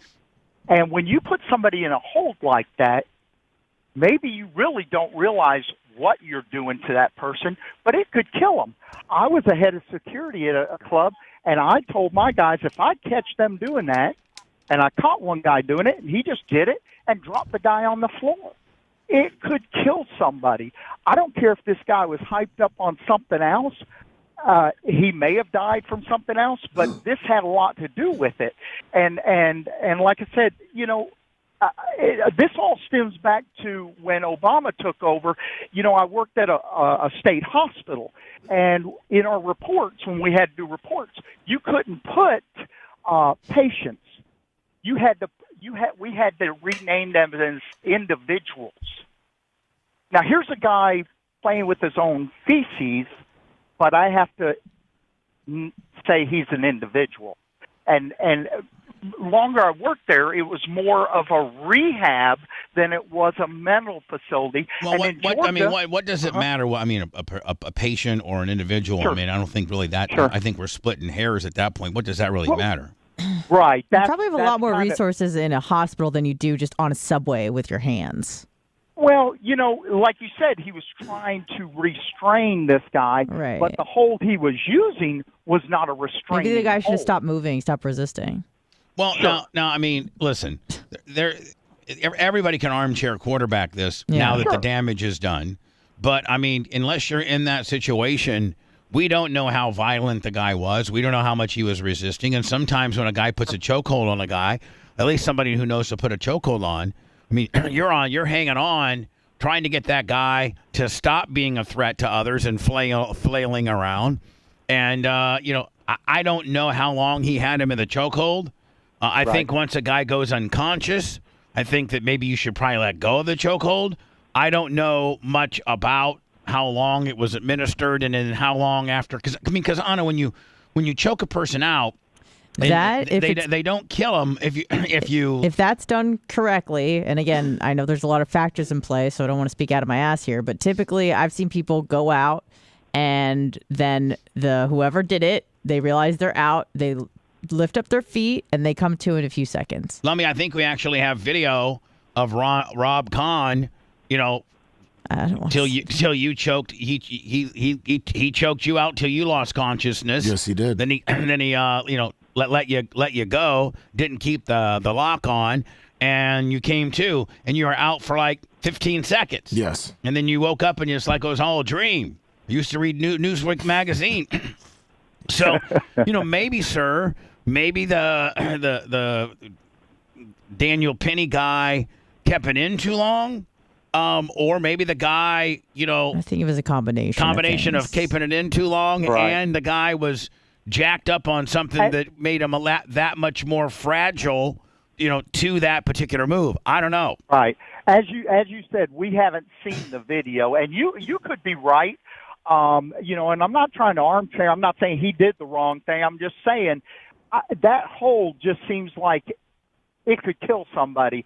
And he had three or four other people that might have been able. It can kill somebody. It did. Sure. So I mean, but then again, we're armchair quarterback, and maybe the other people were not trained. That is an effective hold, nonetheless. I mean, I think we would agree. We would agree to that. Yeah. But we don't. I tell you what, I'd like to see I'd like to see what the guy was doing to warrant being. Yeah. Put Why in does the video only start during the choke? Yeah. I mean, and it still ends. The video ends with the guy still alive. So you haven't seen anything. None of us have seen anything. We have no idea what happened before the video. We have no idea what happened during those entire 3 minutes. We don't know if the guy loosened his hold when the guy may or may not have lost conscious at the time. And we don't have an autopsy. So for any of us to talk definitively about this, we're all talking out of our asses. This guy has no chance of getting a fair trial. But hopefully the people in New York are tired of the BS, tired of the inadequate public safety that they're being given, and they do something to help protect this guy who, in my opinion, was a hero and took one of the 15 most dangerous, crazy people off the streets of New York. I mean, you're absolutely right. You're absolutely right. So let's stop criticizing this hero. Hold on, stop yelling at this guy. He's being cool, Dan. He's not. He's criticizing. The chokehold. We don't know if he put the chokehold too long. Dan, he's just asking questions. He's not Romina. You don't. I'm really more directing that angst towards guys like Al Sharpton and the talking pundits that are crucifying this guy for murder. This guy listens to the show, man. He just wants to call in, participate. You're getting on this guy's ass. I'm not really jumping on this guy's ass. I'm the other people that are jumping on. So make sure you tell this guy, I'm not jumping on your ass. I'm only jumping on the situation. I fully understand. Like I said, I'm just saying, I don't watch the whole, the martial arts and stuff like that, but it just seems I've seen it done to people, and it just doesn't seem like it's very. Yes, ma'am. Well, here's what I'm hoping happens here in the next couple of weeks is that we can see some type of footage or at least testimony from eyewitnesses to see how the guy was acting before and if it warranted this. And then secondly, how long, did after the guy be rendered unconscious, did the guy let go, and or did he just keep it locked in and literally did kill him? I mean, if the guy let go, he let go, and then he also started doing putting CPR? him. He did try to do CPR later on. And like I said, I haven't seen the video. I don't think anybody's seen the whole video. So, well. All right, buddy, man. We appreciate your. And did let me say. Thanks. I used to listen. He said. Yeah. Okay. You guys got mean to me. Didn't let me say and again, not saying that it happened during this situation, but this guy punched a 61-year-old woman in the face. He was probably doing something violent, I would assume. Well, the witnesses said that he was going around harassing people, pushing people. I know the women they had on Fox, the African-American women that they had on Fox yesterday, 2 of the 3 said, I wish this guy was on the subway that I ride daily because I'd feel safer. Because I guess the subway is a cesspool of craziness. It's disgusting. The first one we get on from Brooklyn to Manhattan, there was a homeless guy talking to himself with a big bag of stuff. And you just got to ignore it. Yeah. I also learned, because I'm dumb, that eye contact in loudmouth. Eye contact is an invitation to engage. So because I think it's polite when I walk down the street to look at someone in their face and go, hi. So I'm walking around smiling, and these people are mean mugging me. And my friend is like, Anna, stop looking at people in their eyes. I'm like, okay, sorry. And then on this Fox panel that I saw yesterday, one guy, it was an African-American man. He's like, listen, the code of New York is to mind your own business. And he said, when you're not minding your own business and you're accosting people, this sort of stuff happens. And it really is. If you've walked down Manhattan or Brooklyn or Long Island or anything like that, or the Bronx, you pretty much just stay to yourself. Yeah, everyone's walking with a purpose. Right. Yeah. And they don't want to be bothered. And they don't want to even, hey, you know what? They don't even want to be greeted with a hi. Yeah. They don't. It's so insane. Miserable. It's so insane because it's such an overly populated place and everyone is so lonely. There's no real human connection. It's all about what's next? What's next? What's next? What's next? Surrounded by water and what's not a next? drop. What's next? to What's drink. next? Right. What's next? No one is present. No one has authentic human connection. It's all about what can you offer me? How can you help me get ahead in my career? Connections, networking. We got to go to the hottest place to drink to go here. And I was telling my friend, why don't we just hang out and chill? It's no, we got to go this. I'm like, that's New York, Miami, and LA. Yeah. Awesome to hang out with for a couple days, miserable to live in, and everybody there is looking for the next fix. Yeah. Bubba, I sent you a video of what happened after he choked him out. They started showing what they do. Oh, this would be great. The resuscitation attempt. Well, how they're trying to wake him up and straighten his arms out. All right, let's play that when we come back, all right? All right. This is what hell sounds like. You're listening to the Bubba the Love Sponge Show. Where's it at? Let me go up. I think you're the view.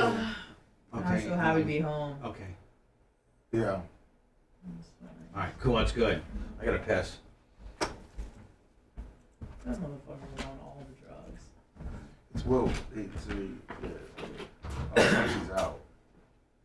But the toxicology's not out. Doesn't that take a bit So longer? the toxicology takes a couple weeks. But it's already been past a couple weeks.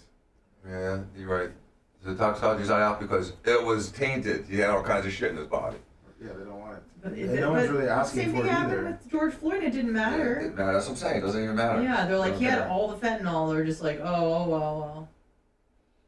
Whatever. Because this happened beginning of May, right? Or end of April? I think it was like May 1. I think you're right. So it was 3 weeks ago. Not that I had that many interactions, but when I did talk to my friend when she took me out to meet her friends, they have such a disdain for like people that don't think like they do. Oh, I know. Oh, So I was like undercover. They want to be so tolerant unless you don't believe in them, and then they don't. Such Yeah. absolute disdain. It's they think amazing. the rest of the country are like animals. Yeah. And of course I pretend to be one of them because I'm not trying to fuck shit up on it. Eat a steak, get some sunshine, and Yeah, Shut yeah, the I'm just trying to fuck make up. friends, but it's wild. Absolutely wild. And it's funny because like a bunch of them were doctors, and so they're like, yeah, I did the residency in this place. They don't even believe in evolution. But then God forbid you start talking about like gender, like biological sexes, then it's like, oh well, that's not real science, you know, like. No, you just said you believe in evolution. Now you don't think there's any difference between the genders. Okay. it's unbelievable. Doctor. The hypocrisy. Yeah. The So I cognitive just smile dissonance. and go, okay, right, totally. They're like, it was disgusting. We had to go to this place in Tennessee. There were Trump flags everywhere. I'm like, gross. Get away from me.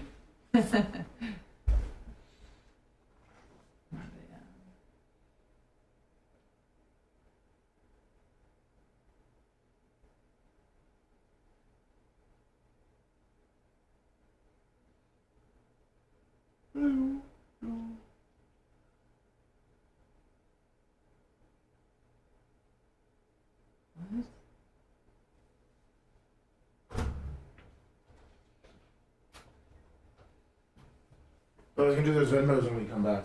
That's all right. Yeah, I can't believe you forgot them. I haven't written down. I just was waiting because there are more coming in. It's like 6 or 7 now. Well, Do you still choke the guy these out? people want immediate That's a recognition. good question. You T-shirt will. I don't know. Yes, sir.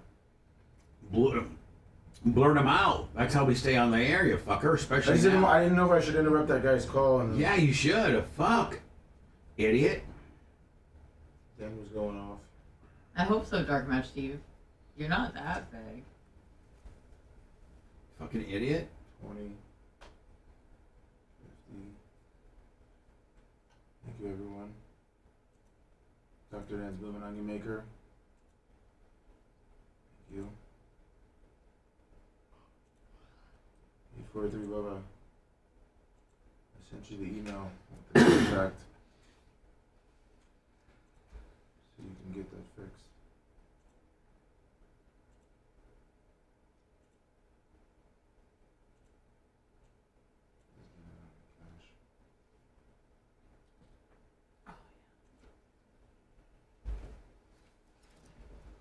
It's on our YouTube. Hello. Yep. Morning, Kabuki Jones.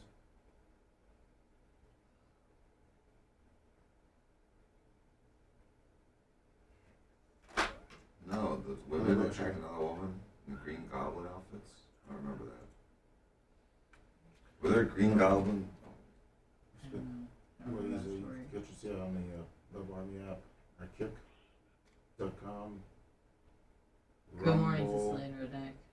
Do you have Facebook? I have a lot of fun. Contract two and split amicably.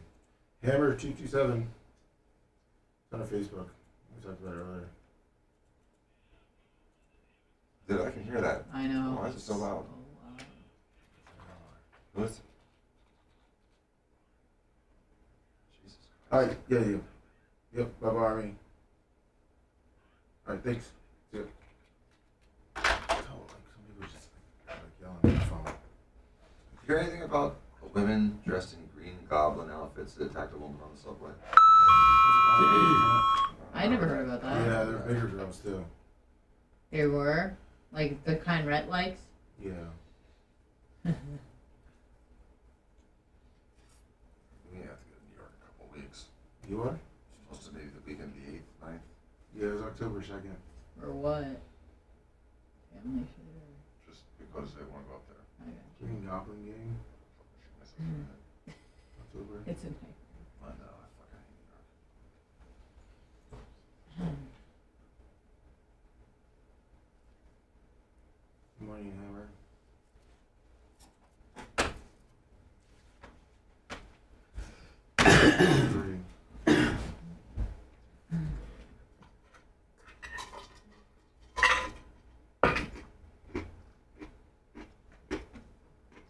Ice baby.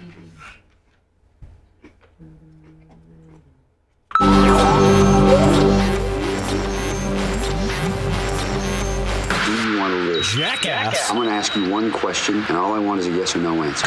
Ow! Are you ready for another irresponsible broadcast?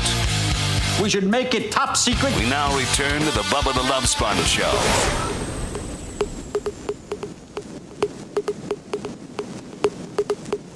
Don't forget to send me a picture of you on your skag if you're part of the Skag Nation, my friends. I'm getting a skag for the track. I mean, I can't wait to make some content on my skag. Go to skag.com. Is it skag? I think it's skag.com. Skag.com. And look at a Turf Tiger 2 for yourself, my friends. Or email me a picture of you on your skag, show@thebubbaarmy.com. You got any questions with regards to anything, you can always email us, show@thebubbaarmy.com. So you sent me Will Wilson 25, Miss Carrie Baby 20, Big E 7375 50, Melissa Carpenter $100 on the Venmo. Man. Unity 17 25, and Rob Phelps with another 50 on the Cash App. Let me stop being give these people as it's happening. Like I know Melissa Carpenter, Miss Carrie Baby threw the money down quite a while ago. What if Miss Carrie Baby had to go into the law firm and she didn't get to hear her shout out? I'm sorry. Next time when it pops, I'll call it. Yeah, immediately, you buffoon. Now, what are we watching here? So this is after he I guess passed out on the subway. This is like the aftermath. And I'm not sure about the language on it. Just like all the on his back, though, man. He might choke on his own spit. He might choke on his own spit and put him on his back. He's on his side, man.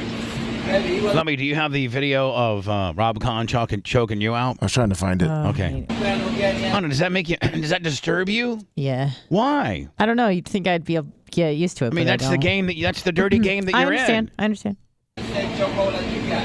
Now, is the guy alive at this point?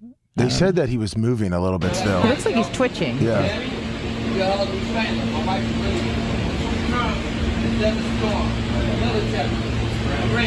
Really got to choke on. Once you defecate, you gotta let him go, alright? If you get him, you send it low, but he'll be alright. The first base side.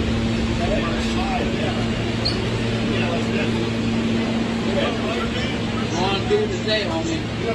Huh? Didn't look too good there. No, he does not. Oh, wait. Looks like he's breathing there. That's his last breath. Oh, sorry. Jay's here. Nice. That's a breath right there. That's a big breath. Jay, how are you, my friend? I'm well. How are you? That sounds good. Well, you don't even want to ask, but I'm doing good. Why? What's going on? No, Jay, don't. Never mind. I just had a horrible travel. Way to go, Jay. Happy belated birthday. Thank you. Yeah, Dan. I mean, that is a breath. Could that have been his last one? No, come on. That's not how you die. 30 seconds after he got off the guy. 50 seconds after he got off the guy, he's still breathing. Right? That's a breath. That's a breath. So he didn't suffocate him. He's got him half guard. Willie, sorry. So this is what Al Sharpton's got to say about it. Of course, it's now immediately here. Now we're going down, in my opinion, the George Floyd Avenue. Right? Yep. Typical cast of characters start popping up. Just like this is what Chuck was trying to avoid. Just like exactly. Just like Chuck. His buddy attorney. our buddy that had to save that woman in Hyde Park. And if he had shot that guy, even though it would have been a clean shot, they would have made it racial. Right. 100%. White guy in Hyde Park shoots black guy, unarmed black guy, who's meanwhile was beating the hell out of a woman, broke her nose. But Chuck is an attorney, and he just naturally is lawyered up in his head. Whereas ex-Marine Yippee-Yo, Willie, he just knows being ex-badass. I can't believe he even drew the gun. And like this guy, honestly, like Dan said, it takes a lot of guts to run into the fire to save people that you don't know. Yeah, you're right. He could have very easily just stepped aside to the back of the train or the car he was on in the subway and done nothing. And he would have been fine. But that's not the kind of guy he is. That's why he's a Marine. Actually, on the 14 planes that I traveled to get home, I was sitting in the front of all of them, and I was sizing every dude that got up and went to the bathroom. I do the same thing. And I'm thinking, like, every dude, I'm like, I can jump on his back and choke him out, and I'll give the merch crick my cell phone and tell her to film it. No, she'll be right there with you. First of all, she'll be right in the front of the pack, leading it with you. Then I'm gonna have to hand a guy beside me. He'll give merch crick will give the phone to the person next to her, and she'll jump in with you. True. Horizontally. She is horizontally a run to the fire kind of woman, and this guy is a hero. It's not easy, especially like hand to hand combat. And so's Chuck. That's not easy. He's a hero too. Absolutely.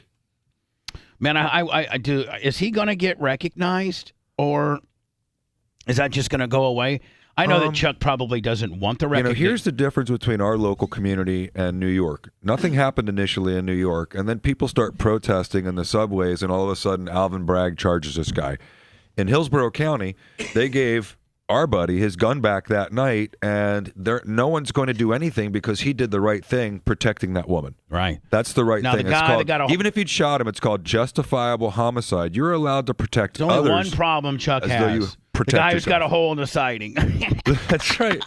Now, that would have been, could you imagine how tragic that would have been?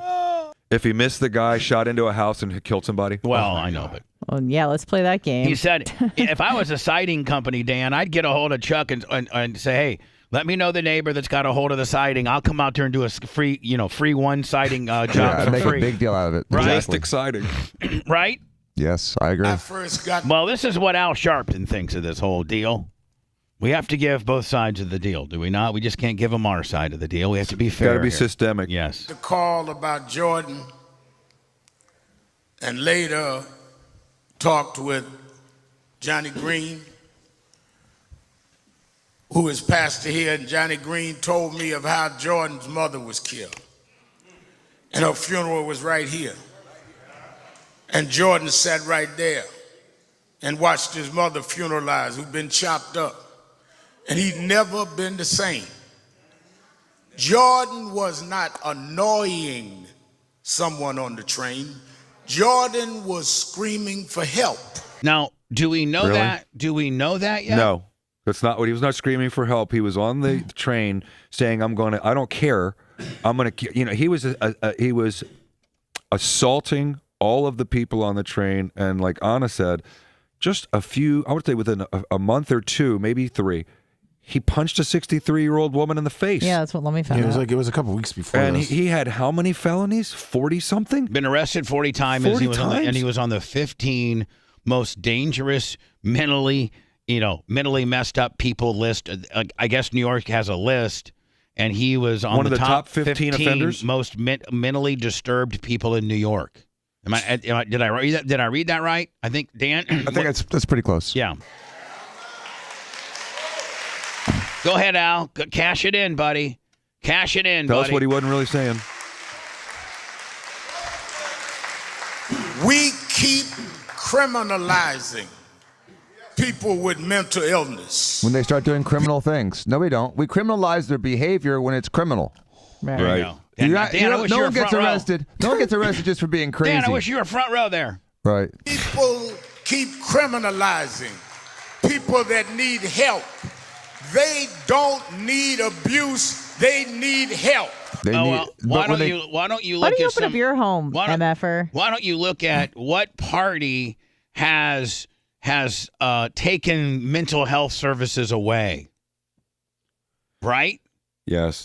Bill de Blasio's wife, while he was mayor, got defund the $1 billion police. for mental health illness, and nothing happened in the years that he was the mayor. 0. It's one of the worst places for mental illness that you've ever seen. I went to a wedding about 6 years ago in a tuxedo all night long till 2, 3 in the morning with my wife to the nines. I would never, Anna, would you walk through the city in a tuxedo or in a gown with diamonds? No. Never. And so that's what's happened in the last 6-8 years. And since COVID, it's gotten even worse with DAs like Alvin Bragg and all these DAs that are in these cities that have what they call no cash bail. That's the problem here is in the effort to be so sympathetic to the mental illness, we just let them all free.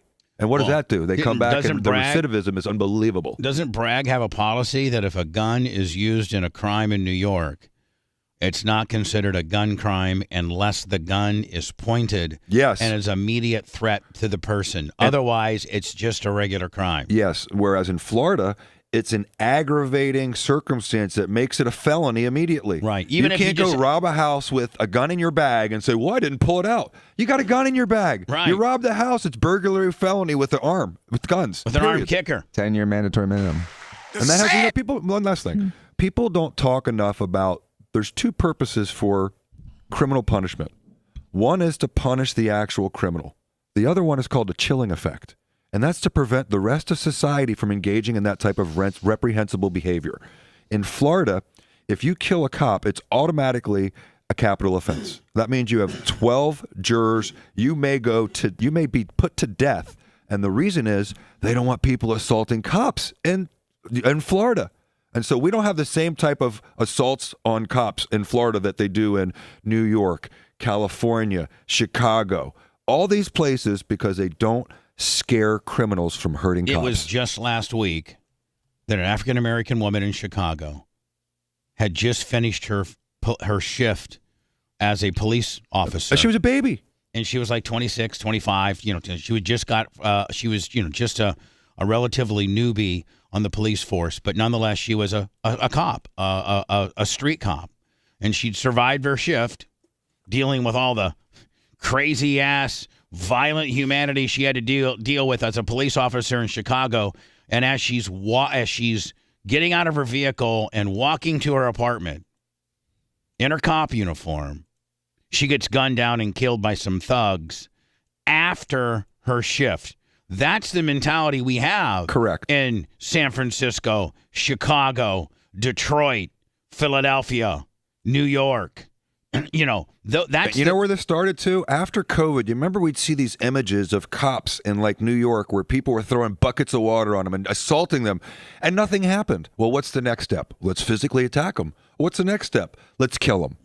And so there's so many more. Started with defunding the police. Yep. Defund the police. Defunding and no cash bail. And lack of prosecution. Lack of prosecution and defunding the police has led us. I mean, why would you live in San Francisco? There are 4 or 5 businesses a day closing in the streets of San Francisco within the city perimeter of San Francisco. I think Walgreens pulled out of, I don't know how many Walgreens have pulled out of San Francisco. So if you're living, shut down. A lot of them. If you live in San Francisco in a high rise or a condo or whatever, I mean, and the Walgreens that you got your medicine, right? I mean, listen, if you don't go to Walgreens for just the little knick-knacky stuff, there's only one place to go for your prescriptions. You go to Walgreens when you need to. I got a script. Got to go to Walgreens. Yeah. Right. Got to go. I mean, your Walgreens, your CVS's, your pharmacies. When you got pharmacies pulling out of high density, high impact, metropolitans, like you said, Anna, people are stacked on top of each other, so they may only have that one pharmacy that's a block away, or that's their only option,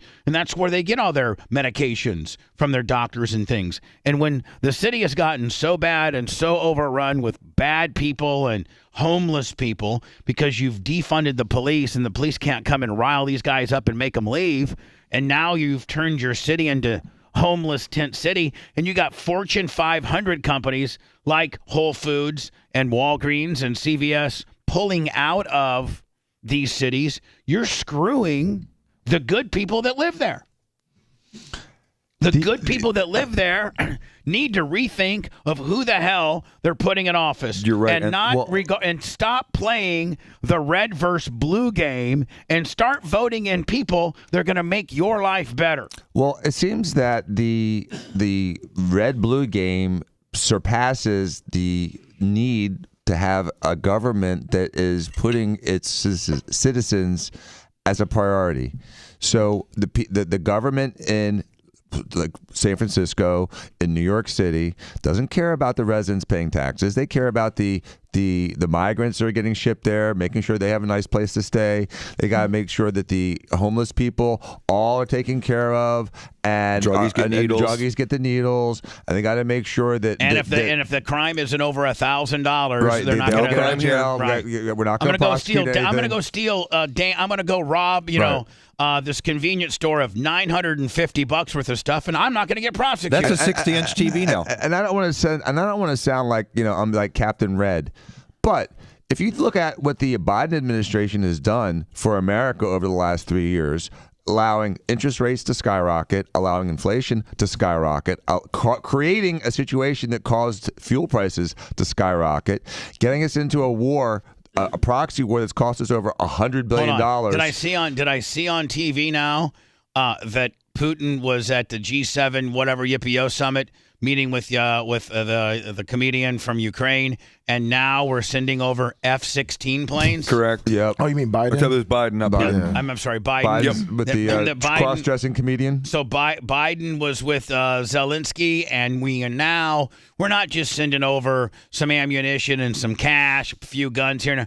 We're now sending over F-16 fighter jets. Yeah. What in the hell is Putin going to do now? He's going to be so mad. This is the scariest thing ever. And, the heads of everyone on CNN blew off their shoulders when Trump merely said, isn't it important for Ukraine to win? And he said, what's important is for the death to stop. Thousands of people have died on both sides, and I will stop it in 24 hours. I guarantee you. It's hilarious what he said. But the truth is, Putin would have never done this but for the way that Biden handled himself and our foreign policy. And, everyone wonders, well, what does Putin have and what does Ukraine have? Do you think that Trump would have allowed this many billions of dollars go to Ukraine for a war that has nothing to do with our borders? But Paul Whelan, I heard something the other day. I guess we have funded 80% of it. All of the EU, which is equivalent to the size of the United States, has put in 20%. Why is that fair?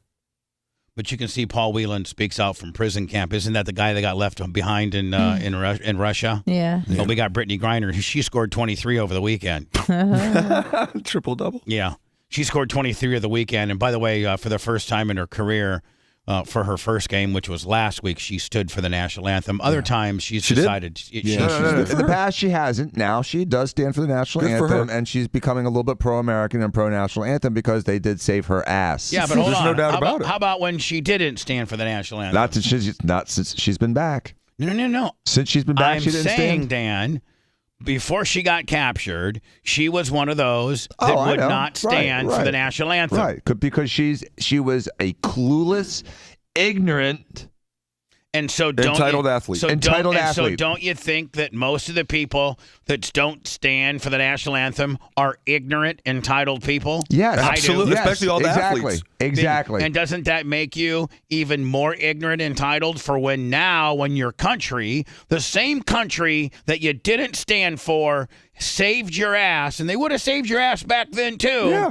Now what do you think Purple Hair Megan Rapide would do? Same thing. She'd be standing for the flag now. Yeah. Right. Exactly. That part about it. What? Back to Al Sharpton. Oh yeah. Big ass head. Sick part about it. I liked fat Al Sharpton more than skinny Al With the Sharpton. sweatsuits. Because he's just angry now. Is that he'd been choked much of his life. Okay. The agencies that failed to keep him and give him mental health. You mean the agencies that have denoted him as one of the 15 most violent people in New York City? Choke Jordan. Those that let him go, even though they had his record of needing help, they choked Jordan. The city agencies choked Jordan. I agree. Why don't you mad at them? Why don't you write? Sounds like he is. Yeah. He's been choked most of his adult life. He's an example of how you're choking the homeless, how you're choking the mentally ill, how you choking all over this Maybe he's actually speaking some truth here. city. And we come to say this choking gotta stop. Kind of agree with him on that. Okay, but then propose a solution. But what figure he's saying is that our leaders and their current policies are what created this problem. And I 100% agree with that. I do too. The problem is he 100% supports them agree all. with that. Correct. He helped them all get elected. That's That's the the problem. irony. He's being a hypocrite because these are his policies. Yeah. This right. is his world. Correct. Hello. Correct. And Al, Good morning, and guys. Al Sharpton's allowed to change. Oh, is it Gare Bear? It's Gare Bear. Gary. Good morning, guys. Good morning. Hi, Gary. How's everyone? We're doing good. Back from a long vacation. Fantastic. Sorry we were gone so long. I missed you. How are you, buddy? I missed you guys too. Too bad you were gone.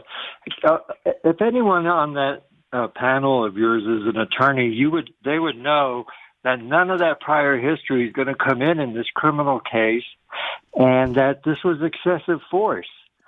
And so, why are you saying this guy's a hero? He's a criminal. Why are you so quick to put people into one category like that rather than assuming that you're innocent until proven guilty? I mean, Gary, Do you think he did it because he was black, Gary? You would agree, Gary, that I we've. didn't say that. But Gary, I didn't hold say on. that. I'm Gary, just asking. Gary, you would agree that we've not seen the autopsy. We've not seen a lot of. Beginning of the What does that video.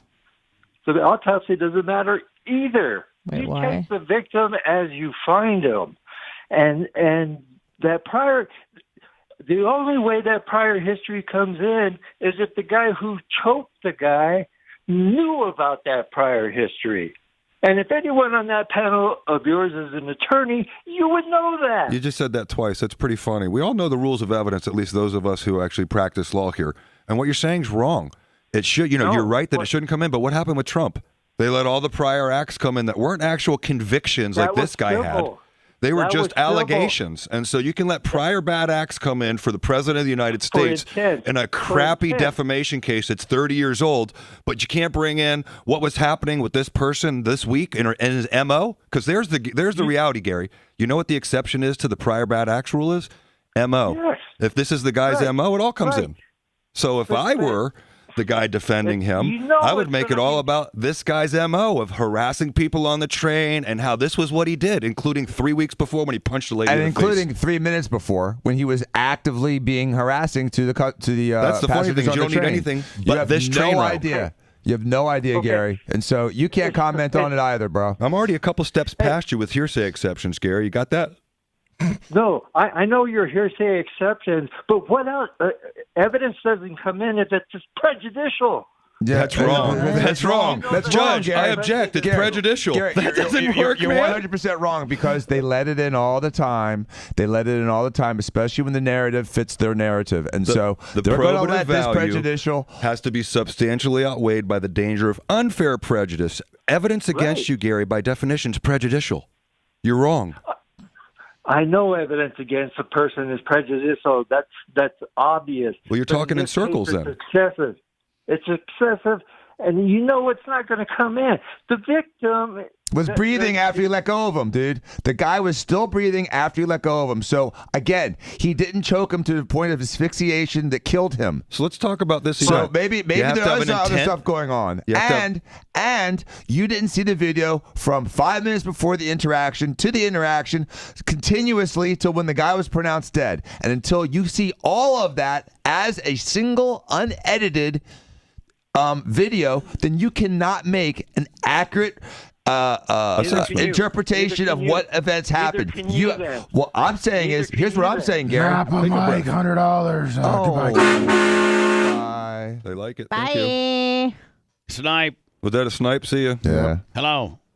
Hey, Bubba. Thank you, Napa Mike, for the snipe. Hello. Yes, sir. Thank you for the snipe. Hey, it's Carlos. Hey, Jay. Hey, Dr. Dan. What's up, buddy? Hey, guys. Just a word from Macho Boy. Bubba, your mic's really hot on the phone system. No big deal. I wanted to bring some attention to a police-involved shooting that occurred here in Charleston that not only didn't get much coverage, but then the news just buried the backstory. And so if you YouTube search Deputy Evan Cubbage, Cubbage, I don't want to say the bad guy's name, but that's the deputy that was involved. These guys pulled over this top dope boy from Walterboro. Walterboro's about an hour outside of Charleston. And they pulled this guy over, and he got out of the car, and he fired at deputies.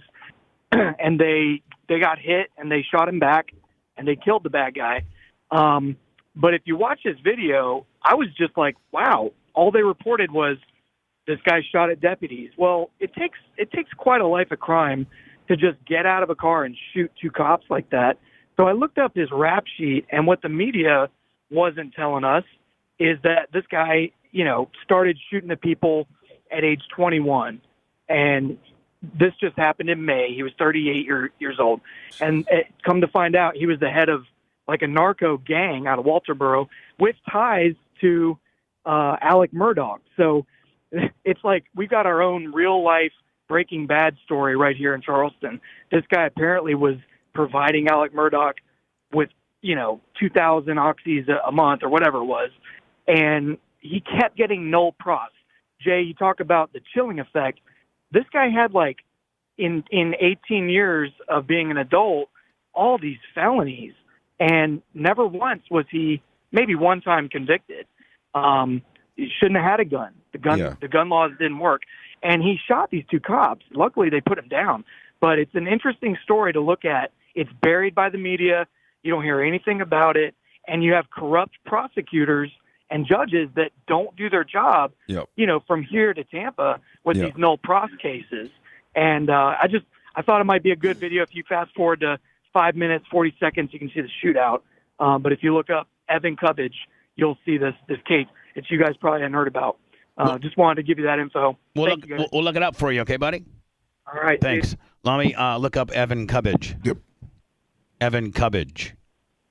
Relationship that you maintained with him. Do you regret? This is Bill Gates talking about his relationship with Jeffrey Epstein.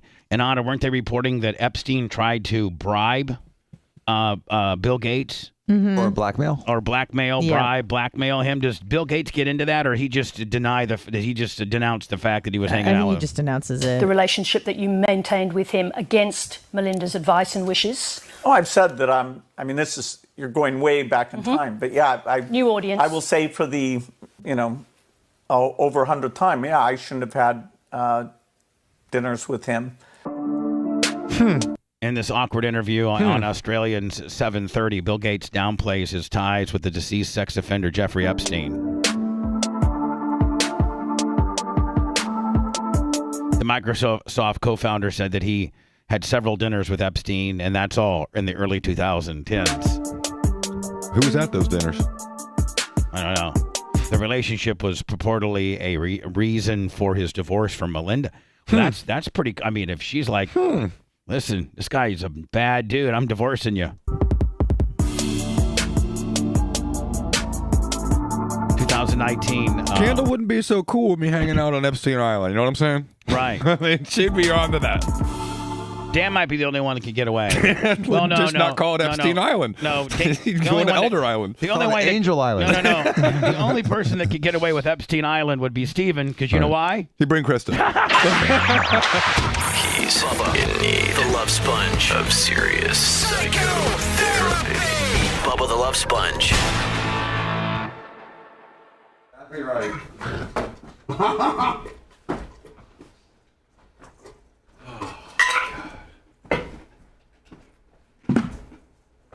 Are you out here, Danny? Yeah, I got to go. Right after that. See you guys. Have a wonderful day. See you tomorrow. Bye, Dan. See you tomorrow. See you tomorrow, Danny.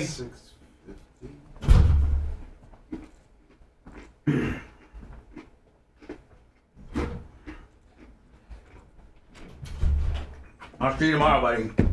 Catch me later. Make sure you're not in too much trouble. I'll be fine. Bye, buddy.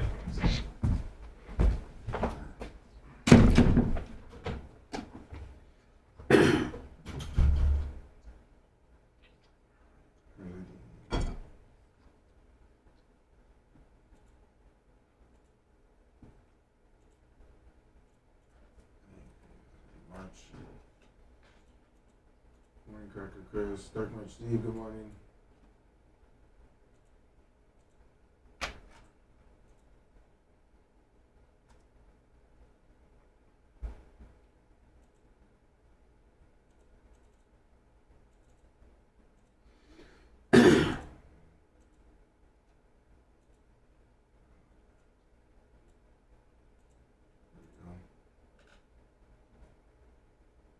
SOS.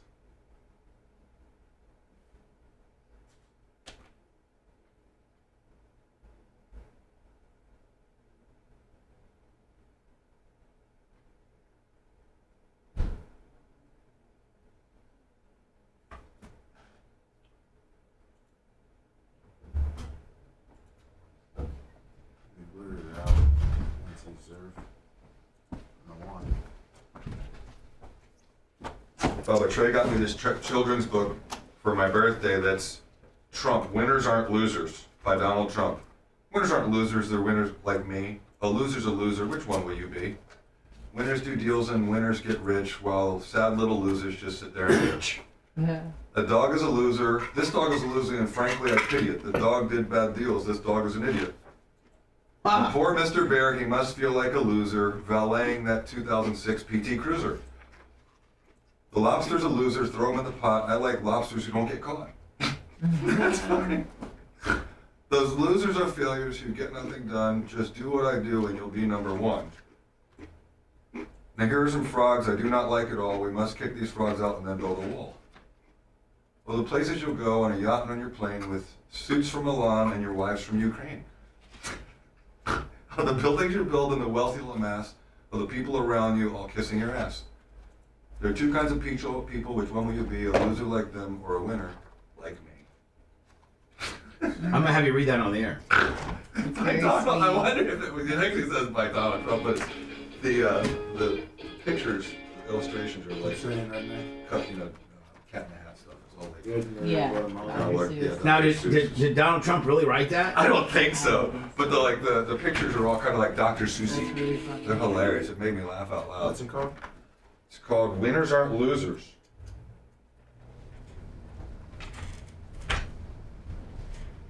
Hilarious.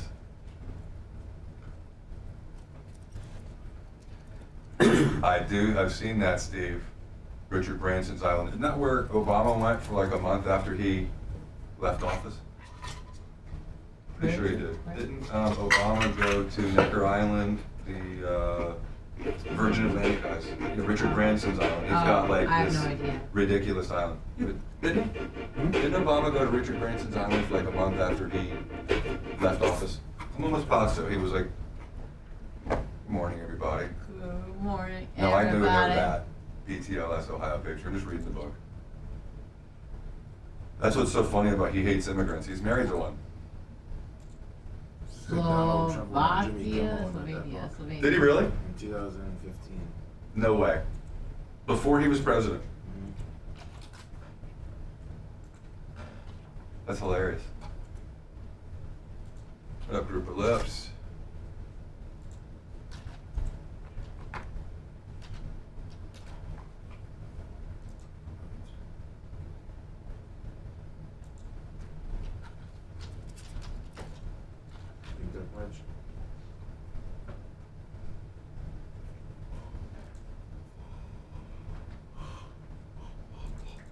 Can you imagine? Kimmel would never even have Trump on now.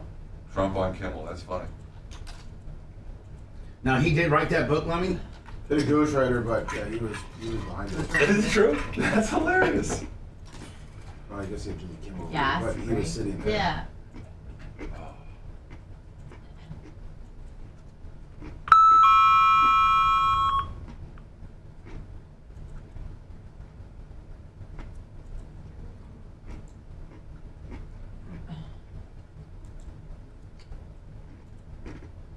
Thank you, Holyoke Joe.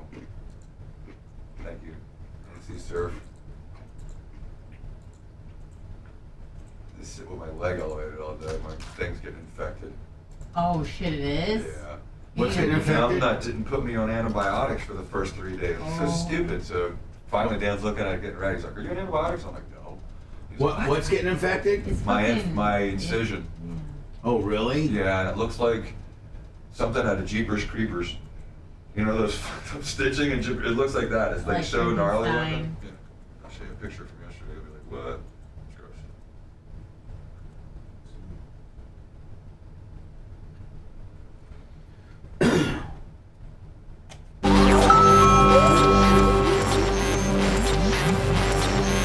Attention, people of Earth. A big fat blip on corporate's radar screen. This is the Bubba the Love Sponge Show. If you're a Skag Nation guy like me and you got you a Skag, take a picture of your Skag and send it to me. show@thebubbaarmy.com. And I'll put it up on my Facebook. I got a little Facebook Skag section for me. For you, I should say. Jay, how you said your surfing got cut by the fin incision that you had in the back of your calf has gotten worse. I mean, your brother is a plastic surgeon. Yeah, I'm putting it in the camera right now. If you look at my screen. Hold on here. Let me see. I don't know if it works. I'm sure your screen It's pretty works. gnarly. I mean, the guy put 8 stitches in a 7 or 8 inch incision. Danny thought he should have put at least twice on that level. Should have done some on the inside. And it's just, I mean, does that look good? It's operating. Looks like Lummy's face. It's operation room half-ass. It's Get the guy PA down the road. in the Breaking Bad ER who was like, "Oh, you've got healthy skin, no antibiotics." What? Does that look healthy? It's all crusted. So I'm not feeling great Now right is now. Dan is Dan going to have you come in and re-stitch it, or is it too late, or like what does Dan say? Well, I've been since. Have you pissed him off so bad that he won't even work on you no more? No, he loves me even when everything else is going badly. He loves me. He does. He put me on antibiotics, doxycycline, starting Wednesday. This happened Sunday, and then yesterday he put me on another antibiotic. So I'm on 2 antibiotics. He changed me to Silvadine. I'm changing the wound dressings. Hold on. Bubba's a big fan. That's all you got to stop. You can stop me right at Silvadine because that's the magic. How about Silvadine? Oh my God! Slap that thing. Be aggressive. Be aggressive on Silvadine, Jay, and your problems will go away. It's a wonder drug. I know it is.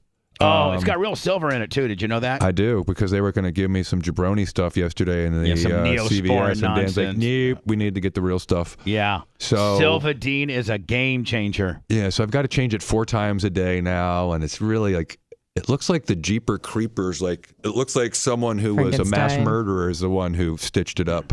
And he can't like when Lummy had his face all eaten off by his dog. And they only put like 8 stitches in there when Dan put 48. And now has yours healed? We got Lummy fairly healed fresh. too far. I have to. If I'd gotten to Danny within 6 hours of the injury, he could have revised it. But by the time he saw it it happened Sunday, on Monday night, it was too far gone. And he already had concerns. He looked at it and he's like, Ugh. I'm like, what? You're like, what? Exactly. When Dan goes, you're like, what, Dan? What? Like, just say it. Because Dan can usually fix it. Like that's usually the first, because he's a cocky, arrogant son of a bitch, and he can fix anything, right? Right. So but at that point, I hadn't even looked at it because I was afraid to look at it. It was filleted open like I mean, it was unbelievable. But you just knew your brother. You just knew when you showed it to him, he was going to say, "Oh, that's no big deal. Just come over here. Get your ass on the table. I'm going to numb you up a little bit, and we're going to restitch that." Yeah. That's what you just. That's what I was expecting and hoping. I was hoping and And when he goes, "You're a wuss." Oh. Then you're like, he took oh the my bandage God, off Dan and he can't goes, fix it. No, he took the bandage off. He's like, goes, "Oh dear God." Ooh, like that. Ooh. Oh, I was like, what's that mean? It just deflates you because Dan's Dan can. If You do nobody can do anything. it, Dan can do it. Yeah. So if we can't get it fixed, he's going to have to put me under anesthesia and cut reopen it all the way down to the bottom and do internal stitches A scar and start revision. over. A scar revision. And that would mean I'm no longer on day 8. I'll be back to day 1. Yeah, no, you'd be like below day 1. Yeah. Like, He hello. goes inside. Hello. Bubba, White Iced Tea. Hey, White Iced Tea, how are you, buddy? I'm doing great, buddy. Hey, how was your weekend, bro? Oh my God! Stop! Stop! Let's not get into that, man. It took half the show for me to boycott Southwest for the rest of my life.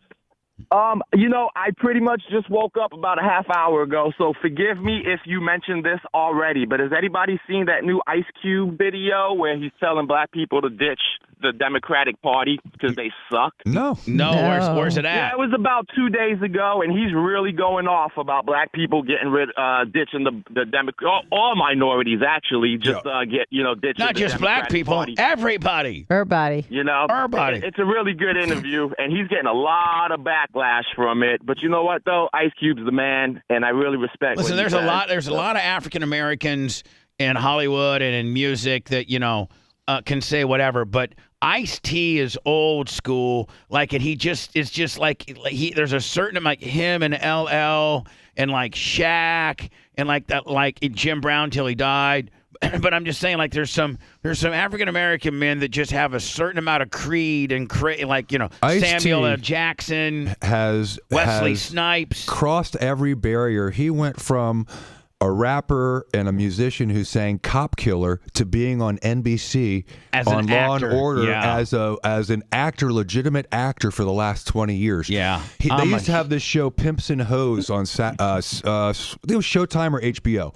And they would go to these pimp player balls, and he was adamant, and he said, I used to be a pimp, and now I'm a pimp and a hoe. I'm my own hoe, and I'm an earner. Because he's been pimping himself out the way like that. One So of my he- favorite. I actually, incredible. I think we had an interview with Ice-T back in the day, didn't we not? We did, but Yeah. he's talking about Ice Cube. This is Ice Cube. Oh, Ice Cube. Yeah, we're two Well, he's different good, guys. Oh, he's good too. Yeah, it's I'm a big Ice-T fan, but Ice Cube's even more, towards the younger generation.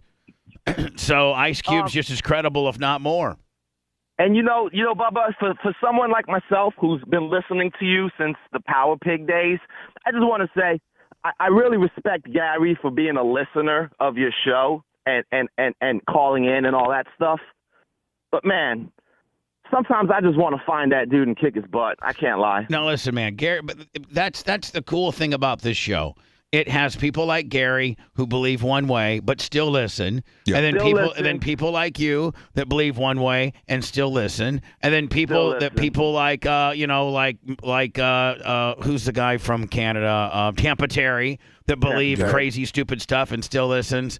Nonetheless, the show's the melting pot that brings all type of humanity and different views and opinions I do together. respect him, though. I do give him a lot of respect. Hey, I for respect him in the listening, fact that he comes with his facts, he comes with his and beliefs. He sticks to it, bro. He's not budging. No, I appreciate that, and Gary should appreciate that we give him his time and let him say his spiel. And I can only imagine how many butts Gary wants to kick when he hears the other call. Oh, Gary wants to kill us all. He does.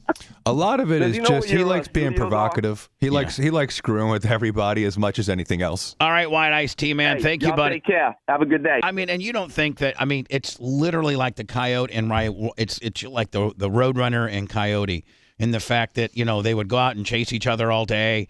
And then they would remember at the end they would sometimes be punching the clock like it was just a job, right? That's the way I describe lawyers. In See the you old tomorrow, days, buddy. that's the way we were. Now people don't know how to do that. No, they no, don't no. know how to clock on, be adversaries, and then clock out and walk out talking to each other and me tell you- genuinely asking about, hey, how's your family? How's your practice? Even though they're your adversaries, they're your peers. I've been represented by Jay no less than 4 or 5 times in depositions and in trial and things like that. And so it's so funny to watch Jay, because we'll go into a deposition and there's this lawyer who literally is trying to trip me up, trying to make me look stupid, trying to trip Jay up nonetheless. Just, they're in battle. And then at lunch, like they'll be over there saying, "So, buddy, how you doing?" "Well, Jay, I'm doing good. Things are going good. We got this one case and this one case. And so, how's your wife?" "Wife's doing good." "Yeah, good." Like, I'd be like, hold on. They were just at each other's throats a minute ago, but they're cool as hell. And they'll walk out in the parking lot, and Jay will say goodbye to the dude. "We'll see you tomorrow." Like, Jay, I mean, there's I don't know if There's a certain it's level of changed a little respect that bit. you're supposed to show for each other, and it's less than it used to be. As the younger generation become lawyers, is it less gentlemanly? It's less direct. Everything's by phone. There's no more relationship. Depositions in person are so rare. When you go to a deposition in person, you have to get an exception to like the Zoom rules. It's really been ridiculous. real? So there's a whole generation of lawyers that have come out in the last 3 years that may never have gone to an office. When I came out of law school, my brother said, if you want to be successful at Shear Newman, beat Jerry there every day. Be there when he gets there and be there when he leaves. That was not easy to do for a guy like Jerry Newman. That was the first my firm first and only job. He was a partner at Shear Newman. Right. And so I get there at 7 a.m. and I'd stay till 7 p.m. Well, after about 6 months. And Jerry would see this. Right. And after about 6 months, he realized I had a very hard work ethic, strong work ethic. My ego and my pride wasn't going to let me fail because I'm not going into something ill-prepared and make an ass of myself. I'm not going to do it for myself or for my client. Now, at what time did you nail it? What was the first moment that Jerry, as a partner, came to you as a young whippersnapper, right freshly past the bar, were in no position to start your own firm yet. You needed that. You needed that experience. Was there a particular thing that you did or that he came to you and said, damn, kid, you got the it factor? There actually was. I had a trial that I won, and then he was getting ready to go out for major surgery about 3 months after I came in, and he was going to be gone for 3 or 4 months. And there was going to be an expert depot that was something that had been set for months, and they needed me to go. And so the first thing he said was, hey, Jay, I need you to go do this neurosurgeon's deposition. And I said, sure. And he called me in the office with him and another partner, and they were both kind of surprised that I said, yes, of course. And they said, well, no one's going to be there. You're going to be okay with that? And I said, absolutely. And so I went home, and I'm like, oh, my God, Dan. I got a neurosurgeon. Dan, I may just got Dr. Lustgarten. He's a super smart doctor. Dr. Lustgarten. I don't remember anything. I'll never forget him. He's a super nice guy and was polite to me. And so Danny was, before the internet was really prevalent, Danny went through his medical treatises, little flags and highlights. I studied until I understood everything. And then I brought those books with me. I flew down to Miami. Danny helped? Of course he did. Danny's been my mole in the hole from the very beginning. Really? My secret sauce. So hold on. This neurosurgeon thinks that you're some, young lawyer who he's just going to be able to BS Willie right on down to zero. He doesn't realize that your brother's a doctor and your brother prepped you before you went down to the depot, right? Right. So I'm 24, 25 years old, and I fly down there, my suit, my big trial box, and I go and I take this guy's deposition. And, I thought it went well. And afterwards, I get back to the office, and like a week later, I get called back in, and I'm like, oh, God. By the partner? There it goes. And Jerry said, I just want to let you know that the court reporter called me to tell me what a wonderful job you did. And she asked me how long you'd been practicing. And I told her it was your first deposition, and she couldn't believe it. Wow. So that was my first expert depot was in the fire. Did the partner look at your depot and see, did you get a couple of gotcha moments on them? Oh, but you know how I go. Yes. And it was one of these things when I see a new lawyer, like a 25-year-old, take a deposition and not have the insight to follow a rabbit trail, I think, they're never going to have it. The first day I was with Jerry Newman, he said, Jay, I can't give you the right tools to be a good lawyer. But if you have the right tools, I can make you a great lawyer. I can bring them out. And you have the right tools. And I didn't know what that meant. It's sort of like the it factor. You know what I mean? It's like you see somebody who, are they going to be a litigator? Okay, they look right. They sound right. They're confident. And there's a certain element to all of that. It's like Lummy. Look at him. We don't know if he's going to work out or not. So, trial team and those kind of people, they're sort of bred for this. Lummy, are you slow? Yes. Lummy. No. Yeah. He's really not, though. He's got some insightful comments all the time. Look at Lummy's sign behind him. Yeah, I got my slow sign. Slow. Just keep it. Just keep it there, okay? I'll keep it there. Lummy, what's this little left-sided cowlick that you guys got? I meant to ask. It's been there all day. Like, what's going on with it, buddy? It looks like a little Superman thing. Yeah, Clark Kent look. Clark Kent. It's my Razor Ramon. Is it kind of like your little? Hey, Chico. Is it kind of like your Hey Chico F me curl deal? Yeah. You might as well. Yeah, you might as well bring it right on down. Reverse there you go. ponytail in the front. Yo. Breathe that up. Hey, yo. I'm Lummy. Yeah, well, thanks, Lummy. We'll just stick with the slow part of the deal. So, Jay, I met with my buddy, the guy who called the show, whose daughter, that's the shirt that I have on, Justice for Haley. Oh, yeah, I remember. I'll never forget that call. The guy from Reno, right? And so I met with him when I was out there. You did? And, man, some stuff came out. In fact, his case, he has 2 huge firms in Nevada, one out of Vegas, that are trying to represent him pro bono because of this particular aspect and the fact that that municipalities. Lummy, I think you got some money on Venmo, and I just got some on PayPal. I just got a notification. Yes, I got our great Mitch Lucarelli, 25. Love from Valparaiso, Indiana. John Costica, another 50 on PayPal. Thank you. PayPal, Venmo, Cash App. That's how you throw us a little bit of money so we can keep this going. So, Jay, listen to this. You know how you can't sue municipalities, and so the people, the judge or the parole board or whoever, the sheriff, whoever let this monster out. Yeah, all of them. 17 years early, that ended up killing his daughter Haley. I didn't know that Mario and his wife April had intercepted some emails that Haley had been writing him in prison. And he in these 28 pages of emails, the bad guy, we'll just call him the bad guy, he was telling Haley, because Haley was trying to blow him off because she knew he was bad. And he had told her 15 to 20 different times, I'm going to kill you. When I get out of here, I'm going to kill you. And so they took that to the judge prior to him getting out. What? They took that to the judge prior to him getting out, and they still let him out, and he killed her. Now, where the money is, I think, and listen, Mario was crying while he was telling me this, and I can understand me. I mean, I don't have a relationship with my son, but my son is still, alive, and still your son. He's still my son, and I hope to God one of these days we can work all this out. But I can't even fathom not having my son in my life because he was killed. I can't even fathom what Mario is going through. Here's where these big firms tell him that he might have a huge ordeal, and the fact that there's this private company out of Texas that provides the communication and email services for prisoners, and it's a private company, and they don't have any checks or balances with regards to flagging certain words or even monitoring the correspondence that inmates are having via email to other people. And that's where I think these huge firms think that potentially, could be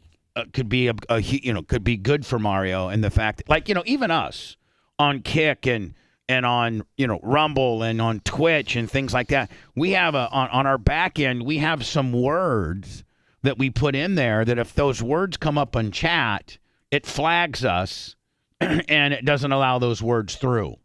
Now, don't you think that we should be monitoring the emails of people that are in prison, and when they're making threats of killing people and what have you, that have some type of checks and systems where we could? I know that if you call somebody from prison that they're listening, are they not? Sure. I mean, Hogan. Yeah. Remember all the Nick stuff? Hogan. I mean, come on. Oh yeah, John, the disease, everybody gets on. I mean, that was on. They were leaking that every day. Right. TMZ. So anyway, he showed me these emails. I'm going to bring them in tomorrow. And it's just sad that they took these to the judge and showed the judge, this guy's a bad guy. And you know what the judge and the sheriff told him? Don't have your daughter communicate with inmates, which is true. Which is really? true. Yes. Which is true. Which is true. I would imagine, I'm not saying that this is what I would say or this is the right thing to say, but I imagine the defense would say, well, why did she go meet with him after? Right. No, you're right. But, right. the whole purpose of parole is to try to prove that the parolee is not a threat to society. If you have a parolee who's actually making threats that I'm going to kill you when I get out, and now you're discussing whether or not he should get out, and you have the person who is the target of his anger, you have a duty to the community and to that person to prevent it from happening. And so would that potentially be a claim? Sure. But if the claim would have merit, Bubba, if the failure to bring that resulted in a failure to bring it to the judge and the sheriff, and if they had known, they would have done something different. Like if the parole board had known this, they knew it all. They did. And they didn't care about any of it. So was that negligence in failing to monitor the emails the proximate cause of this woman's death? No. Was it a huge problem? And could it have been? Like if that happened in Florida, if that happened in Hillsborough County, that person's not getting out. But the parole board, if a judge here, because what would you do? If you found out about this in Hillsborough County, if a judge had those types of emails and they let him out, you'd be all over it. That's been the bane of your existence. Right. Was the Mark Ober days, because you had a duty, you felt compelled to bring it to the public's attention when our local prosecutors and DAs weren't doing the right thing. Well, we can get very philosophical if you choose to. The jury verdict says not guilty. Yes, sir. It doesn't say innocent. The real target of the vast right-wing conspiracy. What the hell? What the hell? What the? Bubba the Love Sponge. It was, I've heard the word surreal, and that's all there is for it.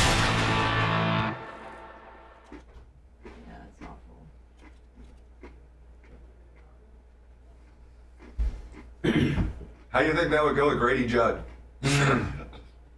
He would not be getting out.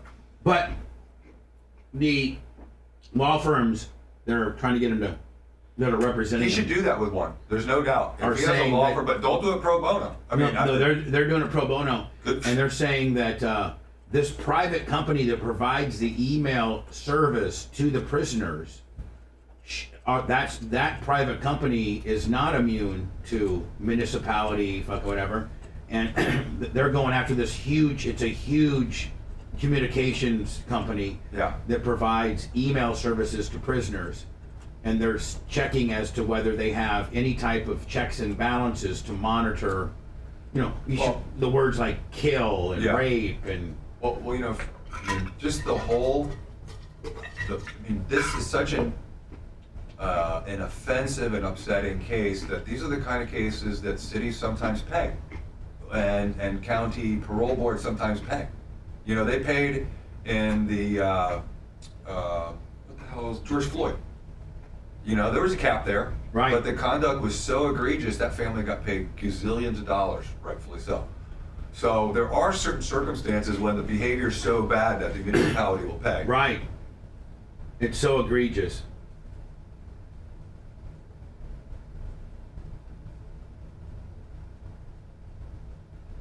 And that's what's scary about this thing, Bubba, is everyone knew and they didn't care. And again, she was a troubled teen, and she didn't need to be talking to this guy. And Mario is the first one to say, but it shouldn't end like that. Troubled teens are worthy of protecting. They're, just because they're troubled doesn't mean that, if you know about a clear threat, you just let it go. If that same scenario happened, Bubba, and it was like, he wasn't in jail, but he was talking to his psychiatrist, and he said those things to the psychiatrist. If the psychiatrist let that person, continue on without notifying the authorities, liability there. Yeah. I think the parole board, I think the sheriff and the judge all have culpability. Big time. Yeah, I think so too.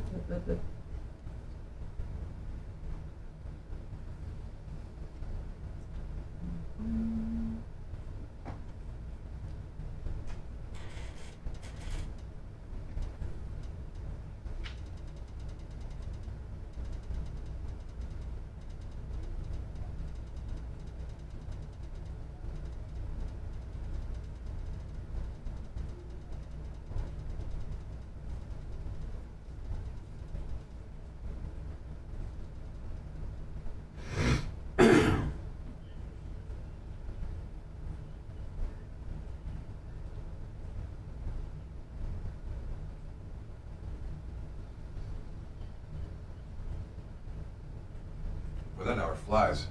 Oh, it does, doesn't it? It's over.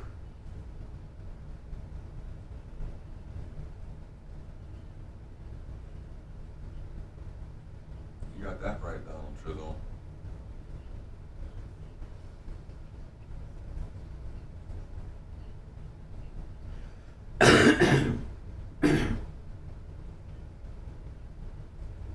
Because he's shown his true colors lately.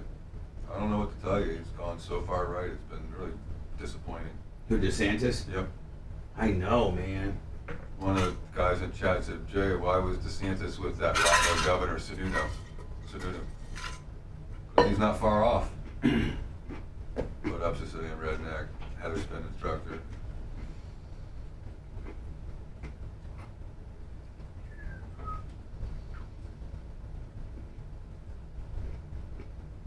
I'd like to see Robert Kennedy in a Democratic debate with Biden. I think Robert Kennedy has some interesting things to talk about.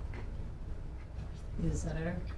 No, he's John Kennedy's nephew and Robert Kennedy's son, the one who both were murdered. And he recently, he's. I understand that. You would. I thought he was a senator. He's never been a senator. So who is he?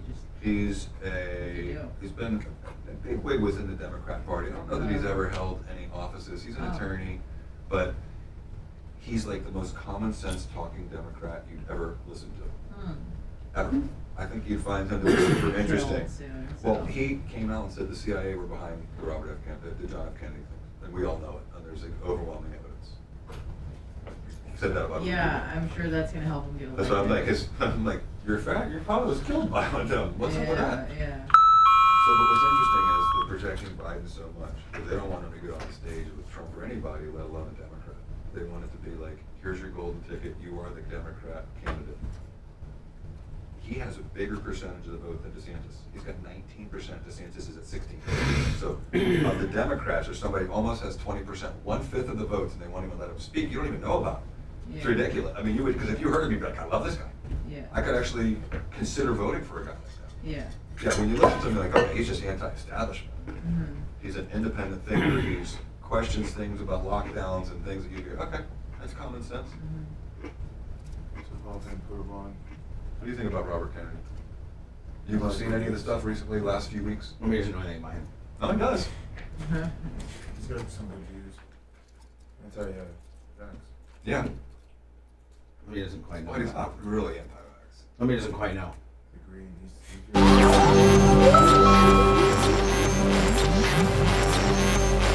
Nowhere near the rare air at the top of the heap. I mean, we know what's important. More like the bottom feeders existing on the scraps of society. You just babbling about Bubba the Love Sponge. So nice to have Jay in here today, and the hour flies when you're here, Jay.